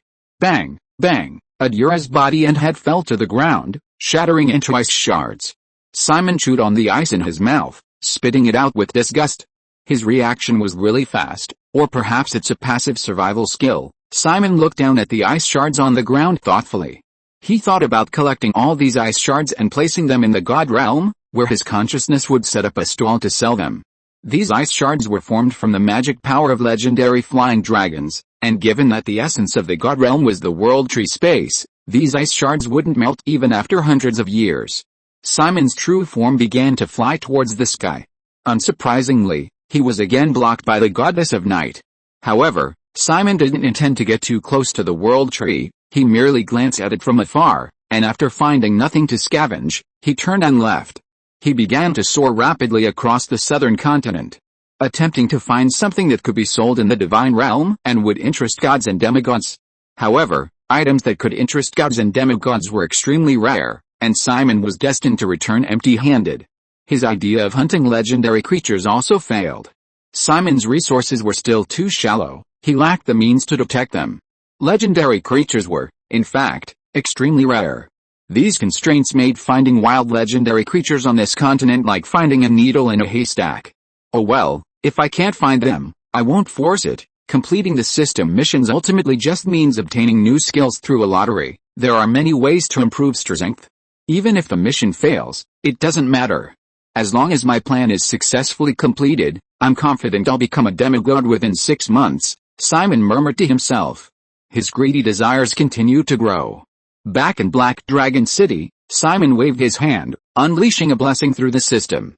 System, begin bestowing blessings. Consume 3,200 faith points to bestow blessings upon 32 devout believers. Yes, within Black Dragon City, all believers who hadn't yet received the blessing from Simon instantly received it. Simon could bestow blessings through physical contact or remotely through the system. The former was more prestigious and deepened the believer's faith, while the latter was more convenient. City Lord, come see me. Simon summoned the City Lord of Black Dragon City. At Simon's summons, the City Lord dared not delay and arrived immediately. Your Majesty, what are your orders? Mobilize the troops, march forth. I will unify the southern continent. Simon's booming voice rang out. All the residents of Black Dragon City froze. If anyone else had said those words, they would have been ridiculed, scorned and dismissed. But now, these words came from the very man who single-handedly destroyed the Moor Kingdom, leading to the demise of one of the 3 nations of the southern continent. If this powerful Black Dragon wished, he too could easily wipe out the other 2 nations. Lord Black Dragon, please let me join the army. I want to join too. I received the blessing of Lord Black Dragon's breath. I am already a transcendent, who isn't? My abilities are even stronger, a gluttonous power capable of devouring all flesh and blood. I received the most powerful blessing. Lord Black Dragon's crimson lightning is enough to annihilate any enemy. Hearing Simon's bold words, one after another, his followers who had become transcendents volunteered. Simon, of course, accepted all comers. I am moved by your aspirations. Those who wish to join the army and fight for me, register with the City Lord. Simon's goal was simple, to cultivate a super-powerful army renowned throughout the world. Just hearing the name of this army would be enough to strike fear into the hearts of all. Then, everyone would know that as long as one believed in Black Dragon Simon, one had the opportunity to become a member of the army, possessing unparalleled honor and incomparable power. If this plan succeeds, Simon's faith power will reach a terrifying level. Lord Black Dragon, this is a map of the Moor Kingdom. The old lizard Manabi and the elf Queen Elena approached. Simon lowered his head, his enormous dragon eyes glaring at the tiny map, feeling a headache coming on. Lord Black Dragon, the map might be too small for you. Let me help you out. Elena smiled slightly, then slowly began. The former Lin City, now Black Dragon City, is backed by the Magic Crystal Forest. Just cross the Magic Crystal Forest to reach the coastal city of Yulina. It's rich in marine resources, with many fish and rare sea minerals, and is also one of the Moor Kingdom's important economic cities. Before Yulina could finish, Abby interrupted, saying the last sentence. The city lord of Yulina City is said to raise a powerful sea monster. I believe Lord Black Dragon will find it very appealing. Chapter 150 I Am the Dragon. Both the old lizardman Abby and the elven queen Yulina were very clever. They had long realized that everything they had was given to them by Simon. As long as they pleased Simon, they could gain even more. Take, for example, the city of Yulina that the two recommended. Simon would certainly look down on some small things, such as ordinary combat skills or magic, or other items. These things meant nothing to the powerful Black Dragon, but for the weak lizardmen and elves, they were treasures. Even Yulina, who possessed the strength of the 7th level of the extraordinary realm, would be amazed by the collection of a city. Powerful sea monsters, huh? Simon thought with some anticipation. However, he was not in a hurry to act. After waiting for some time, the army of Black Dragon City was quickly assembled. The number of new recruits who signed up was not large. Most of them were Simon's original followers, and only a few humans who had become devout believers chose to join the army. Lin City was, after all, just a city, and Simon had wiped out the previous army. The number of soldiers that could be rebuilt was limited, but it was not something that could be done overnight to train an army that would strike fear into the hearts of countless people. Simon was not in a hurry either. Building an army requires time and accumulation. The strength of the army is paramount. Begin the expedition. Target, Yulina City. Simon surveyed the army of only 1,000 men below. At Simon's command, the army marched out. But Simon did not follow. If Simon had intervened from the beginning, these troops would have been left with nothing. Many devout believers might have died, which pained Simon, as each believer cost him 100 faith points. But he understood that to achieve something, sacrifices were inevitable. With the destruction of the Moor Kingdom and the death of the royal family, the Moor Kingdom was annihilated. In an instant, ambitious individuals emerged throughout the former Moor Kingdom's territory. The Lord of Yulina City was one of them. He raised a powerful sea monster, a deep-sea whale capable of devouring everything, possessing terrifying strength comparable to a legend. With this powerful sea monster, the Lord of Yulina City declared himself king, established the Yulina Kingdom, and extended his influence to the surrounding small towns. Under the conquest of the deep-sea whales and the army of Yulina City, the territory of Yulina Kingdom continued to expand. Your Majesty, something terrible has happened. An army has suddenly appeared from the Magic Crystal Forest and is attacking. Inside Yulina City, a soldier rushed to report to the king. The king raised an eyebrow. That place in the Magic Crystal Forest should be Lin City. I heard it was recently subdued by the Black Dragon and renamed Black Dragon City. If Black Dragon City is attacking, doesn't that mean the Black Dragon himself has come? The king asked anxiously. How many people have come? The soldier replied, not many, probably less than 1,000. And strangely, there are many goblins mixed in, along with a small number of lizardmen and elves. The king looked puzzled. Lizardmen and elves are one thing, but why are there goblins? Such low-level monsters. He subconsciously believed that a powerful creature like the Black Dragon wouldn't recruit low-level monsters like goblins as followers. Perhaps, it's not the Black Dragon's army, the king thought. Clinging to a sliver of hope, the army of Yulina City quickly assembled and prepared for battle. King Yulina, just in case, personally went atop the city walls. Lord Yulina City, we represent Lord Black Dragon to subdue Yulina City. We urge you to immediately open the gates and surrender, and not to put up any pointless resistance, shouted an elf in a leather jacket at the front of the army. King Yulina's face was grim, but surrendering and abandoning everything was clearly beyond his capabilities. Magic troops, blast them to smithereens. King Yulina's face was ashen as he immediately issued the attack order. On the towering city walls, 100 mages in black robes, wielding staffs, immediately appeared. These mages were well trained and coordinated perfectly. Magic surged, and powerful fireballs rained down on the enemy outside the walls. Black Dragon City's army, of course, also had countermeasures. They had obtained many magical items from the Mage Guild. Everyone, activate shields. At the general's command, a massive energy shield appeared. Boom, boom, boom. Fireballs bombarded the city relentlessly, causing cracks to appear rapidly in the energy shield, threatening to shatter at any moment. Now is the time. Break down the city gates. A siege engine slowly advanced from behind. Protected by the energy shield, the siege engine rapidly approached the city gate. King Yulina narrowed his eyes. Since we're all doomed when the black dragon arrives anyway, we might as well take a gamble. With that thought, King Yulina shouted, "Open the city gates. All troops, attack!" The city gates swung open, and armored soldiers swarmed out. The two sides clashed fiercely. For a time, neither side gained the upper hand. Yulin City had more soldiers, and their strength was superior to Black Dragon City's. However, Black Dragon City had high-level combatants like Yulina, Goblin, and Bray, who managed to turn the tide. Yulina transformed into starlight. With each flash, her dagger claimed the lives of several enemies. Goblin charged wildly, his arms transforming into dragon fists, each punch capable of crushing men in armor. He relentlessly devoured the flesh of his enemies, growing stronger and more ferocious with each battle.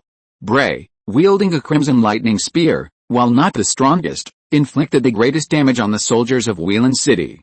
A single strike of his crimson lightning on a densely packed area could cause nearly 100 casualties, its terrifying power unstoppable. As the battle continued, Goblin's faith in Simon, cultivated through dragon prayer, grew ever purer. His eyes changed, his pupils becoming vertical, resembling dragon eyes. "My throat's itchy," Goblin said, killing a soldier with a single punch. His outstanding performance quickly attracted the attention of a sixth-tier transcendent enemy.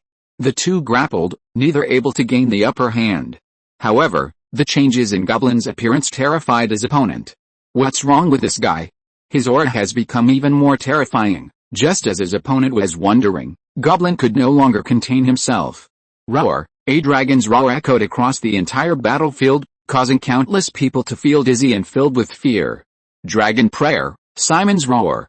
It carried a trace of dragon's might, subjecting all surrounding creatures to sonic and mental attacks. With each use of the prayer, Goblin's faith in Simon grew increasingly pure. And he also gained a new understanding of the dragon prayer. "I am the dragon, roar!" Goblin roared again. The first to be hit was his opponent, a sixth-tier transcendent. Blood flowed from his 7 orifices, and his vision blurred. The next second, Goblin tore him in two. Seeing this, the king of Yulin on the city wall turned ashen-faced, his expression extremely grim. End of this chapter. Thank you so much for reading until the end. Don't forget to give it a like.